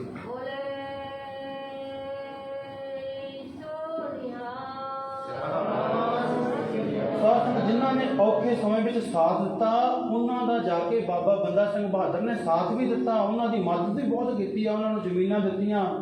ਪਰ ਜਿਹਨੇ ਵੀ ਧਰੋਹ ਕਮਾਇਆ, ਪਾਪ ਕੀਤਾ, ਉਹ ਸਾਰੇ ਦੋਸ਼ੀ ਜਿਹੜੇ ਵੀ ਦੁਸ਼ਟ ਸਨ ਬਾਬਾ ਬੰਦਾ ਸਿੰਘ ਬਹਾਦਰ ਨੇ ਸਭ ਖਤਮ ਕਰ ਦਿੱਤੇ ਆ। ਇਸੇ ਤਰ੍ਹਾਂ ਗੰਗੂ ਦਾ ਖਾਤਮਾ ਹੋ ਗਿਆ। ਛੋਟੇ ਸਾਹਿਬਜ਼ਾਦਿਆਂ ਨੂੰ ਤੇ ਮਾਤਾ ਜੀ ਨੂੰ ਸਾਧ ਸੰਗਤ ਜੀ ਉੱਥੋਂ ਲਿਜਾ ਕੇ ਰੱਥ ਵਿੱਚ ਬਿਠਾ ਕੇ ਲਿਜਾਇਆ ਜਾਂਦਾ ਹੈ। ਸਰਹੰਦ ਤੇ ਫਤਿਹਗੜ੍ਹ ਦੇ ਦੋ ਸ਼ਹਿਰ ਨੇ। ਫਤਿਹਗੜ੍ਹ ਸਾਹਿਬ ਸਾਧ ਸੰਗਤ ਜੀ ਉੱਥੇ ਉਹਨਾਂ ਦਾ ਸੰਸਕਾਰ ਕੀਤਾ ਗਿਆ। ਜਿਹੜੀ ਜਗ੍ਹਾ ਹੈ ਜਿੱਥੇ ਸ਼ਹੀਦ ਕੀਤਾ ਗਿਆ ਸਰਹੰਦ ਵਿੱਚ ਵੱਜਦੀ ਹੈ, ਉੱਥੇ ਲਿਜਾ ਕੇ ਰੱਖਿਆ ਜਾਂਦਾ ਹੈ। ਤੇ ਜਦੋਂ ਸੂਬੇ ਨੂੰ ਦੱਸਿਆ ਜਾਂਦਾ ਹੈ, ਉਹਨੂੰ ਵਜ਼ੀਰ ਖਾਨ ਨੂੰ ਵੀ ਗੁਰੂ ਸਾਹਿਬ ਦੀ ਮਾਤਾ ਤੇ ਉਹਦੇ ਸਾਹਿਬਜ਼ਾਦੇ ਇੱਥੇ ਪਹੁੰਚ ਚੁੱਕੇ ਆ ਰਾਤ, ਤੇ ਉਹ ਹੁਕਮ ਦਿੰਦਾ ਵੀ ਇਹਨਾਂ ਨੂੰ ਜਿਹਨੂੰ ਆਪਾਂ ਠੰਡਾ ਬੁਰਜ ਕਹਿੰਦੇ ਆ, ਇਹ ਉਸ ਟਾਈਮ ਇਹਦੀ ਕਹਿੰਦੇ 140 ਫੁੱਟ ਉੱਚਾ ਸੀ। ਉਹ ਬਣਾਇਆ ਗਿਆ ਸੀ ਗਰਮੀਆਂ ਦੇ ਦਿਨਾਂ ਦੇ ਵਿੱਚ। ਇਹਦੇ ਨਾਲ ਦੀ ਇੱਕ ਹੰਸਵਾ ਨਦੀ ਵਗਦੀ ਸੀ, ਹੁਣ ਜਿਹੜੀ ਬੰਦ ਹੋ ਚੁੱਕੀਆਂ ਨੇ, ਪਰ ਉਹਦਾ ਜਦੋਂ ਉੱਪਰ ਚੜ੍ਹਦੇ ਆ ਪਤਾ ਲੱਗਦਾ ਵੀ ਉਹ ਜਗ੍ਹਾ ਡੂੰਘੀ ਹੈ। ਨਾਲ ਨਾਲ ਸਰਹੰਦ ਦੇ ਵਗਦੀ ਸੀ, ਉਹਦਾ ਨਾਮ ਸੀ ਹੰਸਵਾ ਨਦੀ। ਉਹ ਨਦੀ ਦਾ ਪਾਣੀ ਨਾਲ ਇਹਦੇ ਬੁਰਜ ਦੇ ਲੰਘਦਾ ਹੁੰਦਾ ਸੀ ਤੇ ਇਹਦੇ ਉੱਪਰ 140 ਫੁੱਟ ਉੱਚਾ ਇਹਦੇ ਉੱਪਰ ਬਣਿਆ ਹੋਇਆ ਸੀ। ਇੱਕ ਤਰ੍ਹਾਂ ਦਾ ਕਮਰਾ ਬਣਿਆ, ਉਹਦੇ ਨਿੱਕੇ ਨਿੱਕੇ ਬੀਮ ਪਾ ਕੇ ਉੱਪਰ ਛੱਤ ਪਈ ਆ, ਚਾਰ ਸਵੇਰੇ ਤੋਂ ਖੁੱਲ੍ਹਾ ਹੈ, ਖੁੱਲ੍ਹੀ ਹਵਾ ਆਉਂਦੀ ਹੈ। ਉਹ ਇਹੋ ਜਿਹਾ ਸੀ, ਉਹਨੂੰ ਤਾਂ ਠੰਡਾ ਬੁਰਜ ਕਹਿੰਦੇ ਸੀ ਕਿ ਗਰਮੀਆਂ ਦੇ ਦਿਨਾਂ ਵਿੱਚ ਵੀ ਉੱਥੇ ਠੰਡ ਹੁੰਦੀ ਸੀ। ਠੰਡੀ ਹਵਾ ਜਿਵੇਂ ਏਸੀ ਚੱਲਦਾ, ਕਿਉਂਕਿ ਉਹ ਦਰਖਤਾਂ ਦੇ ਵਿੱਚ ਔਰ ਨਦੀ ਦੇ ਵਿੱਚ ਹੋਣ ਕਰਕੇ ਬਹੁਤ ਠੰਡੀ ਜਗ੍ਹਾ ਸੀ। ਔਰ ਇਹ ਇੱਕ ਸਜ਼ਾ ਦਿੱਤੀ ਗਈ ਆ ਵੀ ਇਹਨਾਂ ਨੂੰ ਤਿੰਨਾਂ ਜਾਣਿਆਂ ਨੂੰ ਉਸ ਬੁਰਜ ਦੇ ਵਿੱਚ ਜਾ ਕੇ ਇਹਨਾਂ ਦਾ ਟਿਕਾਣਾ ਕੀਤਾ ਜਾਵੇ। ਔਰ ਸਾਧ ਸੰਗਤ ਉੱਥੇ ਜਾ ਕੇ ਹੁਕਮ ਕੀਤਾ, ਨਾ ਕੁਝ ਉਹਨਾਂ ਦੇ ਹੇਠਾਂ ਵਿਛਾਉਣ ਵਾਸਤੇ, ਨਾ ਕੁਝ ਉੱਪਰ ਲੈਣ ਵਾਸਤੇ, ਨਾ ਖਾਣ ਵਾਸਤੇ ਤੇ ਨਾ ਪੀਣ ਵਾਸਤੇ। ਇਹ ਸ਼ਾਇਦ ਆਪਾਂ ਨੂੰ ਗੱਲ ਬਾਹਲੀ ਵੱਡੀ ਨਹੀਂ ਲੱਗਦੀ ਵੀ ਥੱਲੇ ਬੈਠੇ ਹੋਣਗੇ, ਪਰ ਕਦੇ ਇੰਨੀ ਠੰਡ ਜਿਹੜਾ ਮੌਸਮ ਇੰਡੀਆ ਵਿੱਚ ਗਿਆ ਨਾ, ਉੱਥੇ ਆਪਾਂ ਇਸ ਤਰ੍ਹਾਂ ਅੰਦਰ ਵੀ ਬੈਠੇ ਹੋਈਏ ਤੇ ਘੱਟੋ ਘੱਟ 4-4 ਕੋਟੀਆਂ ਪਾਈਆਂ, ਉੱਪਰ ਭੂਰੇ ਕੰਬਲ ਲਏ ਆ, ਬੈਠ ਫਿਰ ਵੀ ਸਰੀਰ ਕੰਬਦਾ, ਇੰਨੀ ਜ਼ਿਆਦਾ ਠੰਡ ਹੁੰਦੀ ਹੈ। ਤੇ ਉਹਨਾਂ ਦੇ ਸਾਧ ਸੰਗਤ ਜੀ ਉਹ ਹੇਠਾਂ ਵੀ ਕੋਈ ਥੱਲਿਓ ਧਰਤੀ ਹੈ ਉਹ ਵੀ ਠੰਡੀ ਹੈ, ਜਿਹੜੀ ਹਵਾ ਵਗਦੀ ਹੈ ਉਹ ਵੀ ਠੰਡੀ ਹੈ, ਔਰ ਉਹ ਵੀ ਮੀਂਹ ਪੈਂਦਾ ਕਰਕੇ ਹਵਾ ਬਹੁਤ ਠੰਡੀ ਹੈ, ਜਿਹਦੇ ਵਿੱਚ ਕਹਿੰਦੇ ਨਾ ਕੋਰਾ ਪੈਂਦਾ, ਕਹਿੰਦੇ ਇੰਡੀਆ ਵਿੱਚ ਉਹ ਕੋਰਾ ਪੈਂਦਾ ਹੁੰਦਾ ਜਿਵੇਂ ਪਾਣੀ ਵੀ ਜੰਮ ਜਾਂਦਾ ਹੈ। ਇਸ ਤਰ੍ਹਾਂ ਕਹਿੰਦੇ ਠੰਡ ਪੈਂਦੀ ਹੈ। ਉਹਦੇ ਵਿੱਚ ਬਿਠਾਇਆ ਗਿਆ, ਨਾ ਕੁਝ ਖਾਣ ਵਾਸਤੇ ਨਾ ਕੁਝ ਪੀਣ ਵਾਸਤੇ। ਪਹਿਲਾ ਦਿਨ ਕਿਹਾ ਵੀ ਇਹਨੂੰ ਉੱਥੇ ਰੱਖੋ, ਜਦੋਂ ਇਹਨਾਂ ਨੂੰ ਸਵੇਰ ਹੋਵੇਗੀ ਫਿਰ ਇਹਨਾਂ ਨੂੰ ਕਚਹਿਰੀ ਵਿੱਚ ਸੱਦਿਆ ਜਾਵੇਗਾ। ਇਹ ਰਾਤ ਠੰਡ ਵਿੱਚ ਗੁਜ਼ਾਰਨਗੇ, ਭੁੱਖੇ ਗੁਜ਼ਾਰਨਗੇ, ਆਪਣੇ ਆਪ ਮੰਨ ਜਾਣਗੇ। ਹੁਣ ਸਾਧ ਸੰਗਤ ਭੁੱਖ ਵੀ ਇੱਕ ਮਹਾਰਾਜ ਕਹਿੰਦੇ ਬੜਾ ਵੱਡਾ ਦੁੱਖ ਹੈ। ਗੰਗੂ ਦੇ ਘਰੋਂ ਖਾਧਾ ਹੋਇਆ ਅੰਨ ਫਿਰ ਇੱਕ ਰਾਤ ਮਰਿੰਡੇ ਗੁਜ਼ਾਰਦੇ ਆ, ਉਹ ਦਿਨ ਉਹ ਰਾਤ, ਫਿਰ ਦੂਜਾ ਦਿਨ ਸਰਹੰਦ ਆਉਂਦੇ ਆ, ਦੂਸਰਾ ਦਿਨ ਹੋ ਜਾਂਦਾ ਹੈ, ਦੂਸਰੀ ਰਾਤ ਫਿਰ ਸਰਹੰਦ, 2 ਦਿਨ ਤੇ 2 ਰਾਤਾਂ ਹੋ ਜਾਂਦੀਆਂ, ਕੁਝ ਨਹੀਂ ਖਾਧਾ ਪੀਤਾ। ਪਰ ਹੈ ਨਿੱਕੇ ਨਿੱਕੇ ਬੱਚੇ। ਸਾਧ ਸੰਗਤ ਜੀ ਇਹ 2 ਦਿਨ 2 ਰਾਤਾਂ ਹੋ ਗਈਆਂ, ਕੁਝ ਖਾਧਾ ਪੀਤਾ ਨਹੀਂ। ਉਹਨਾਂ ਦੇ ਮਨਾਂ ਵਿੱਚ ਹੈ ਸ਼ਾਇਦ ਨਿੱਕੇ ਨਿੱਕੇ ਬੱਚੇ ਨੇ, ਭੁੱਖ ਦੇ ਦੁੱਖ ਦੇ ਨਾਲ ਕੁਝ ਨਾ ਕੁਝ ਮੰਨ ਜਾਣਗੇ।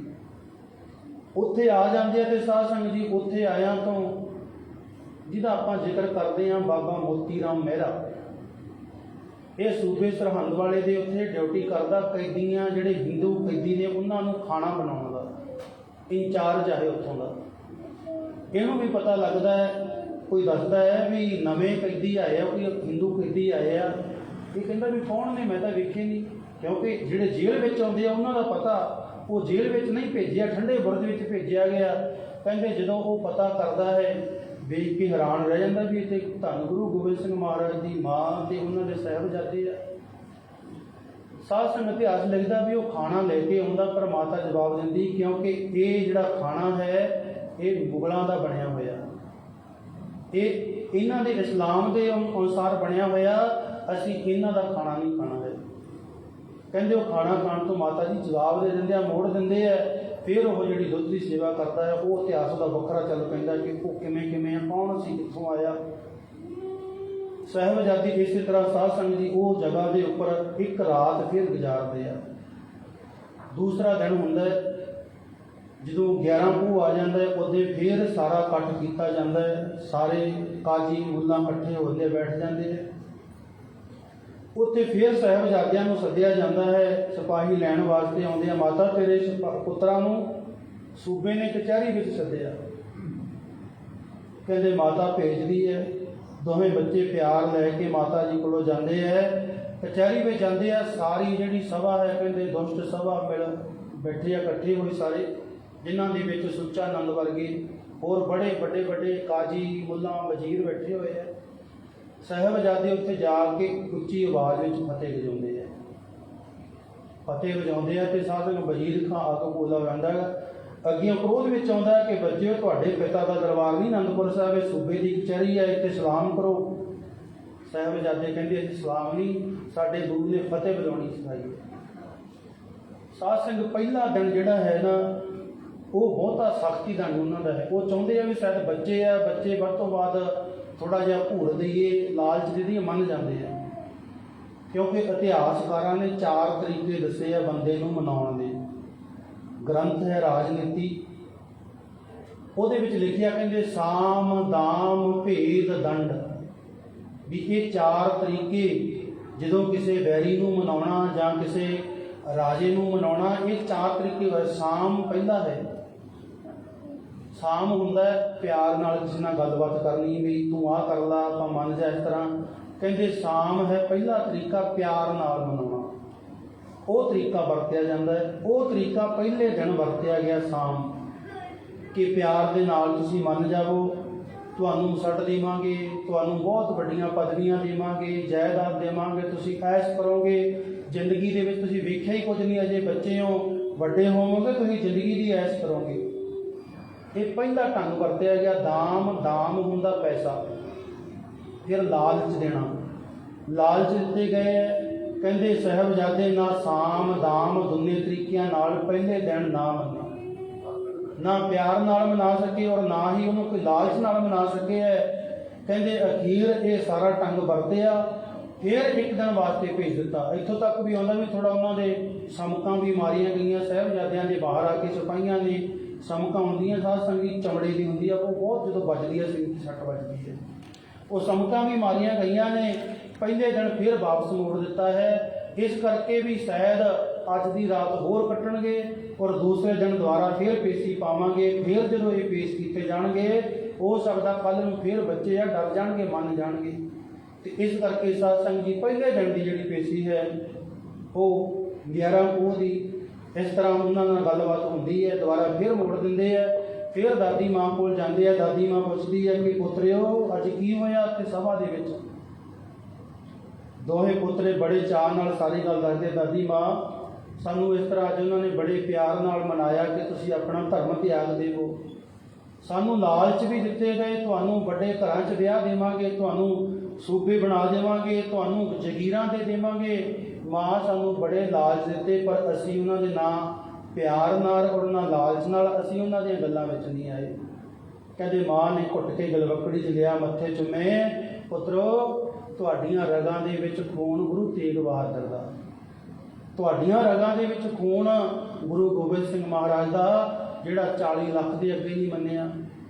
ਉਹ ਤੁਹਾਡਾ ਦਾਦਾ ਗੁਰੂ ਜਿਹਨੂੰ ਕੀਣ ਮਨਾਉਣ ਦੀ ਖਾਤਰ ਦਿੱਲੀ ਦੇ ਵਿੱਚ 3 ਸਿੱਖਾਂ ਨੂੰ ਕਿਹੋ ਜਿਹੇ ਤੁਸੀਂ ਆਰੇ ਨਾਲ ਚੀਰਿਆ, ਜਿਉਂਦੇ ਨੂੰ ਸਾੜਿਆ।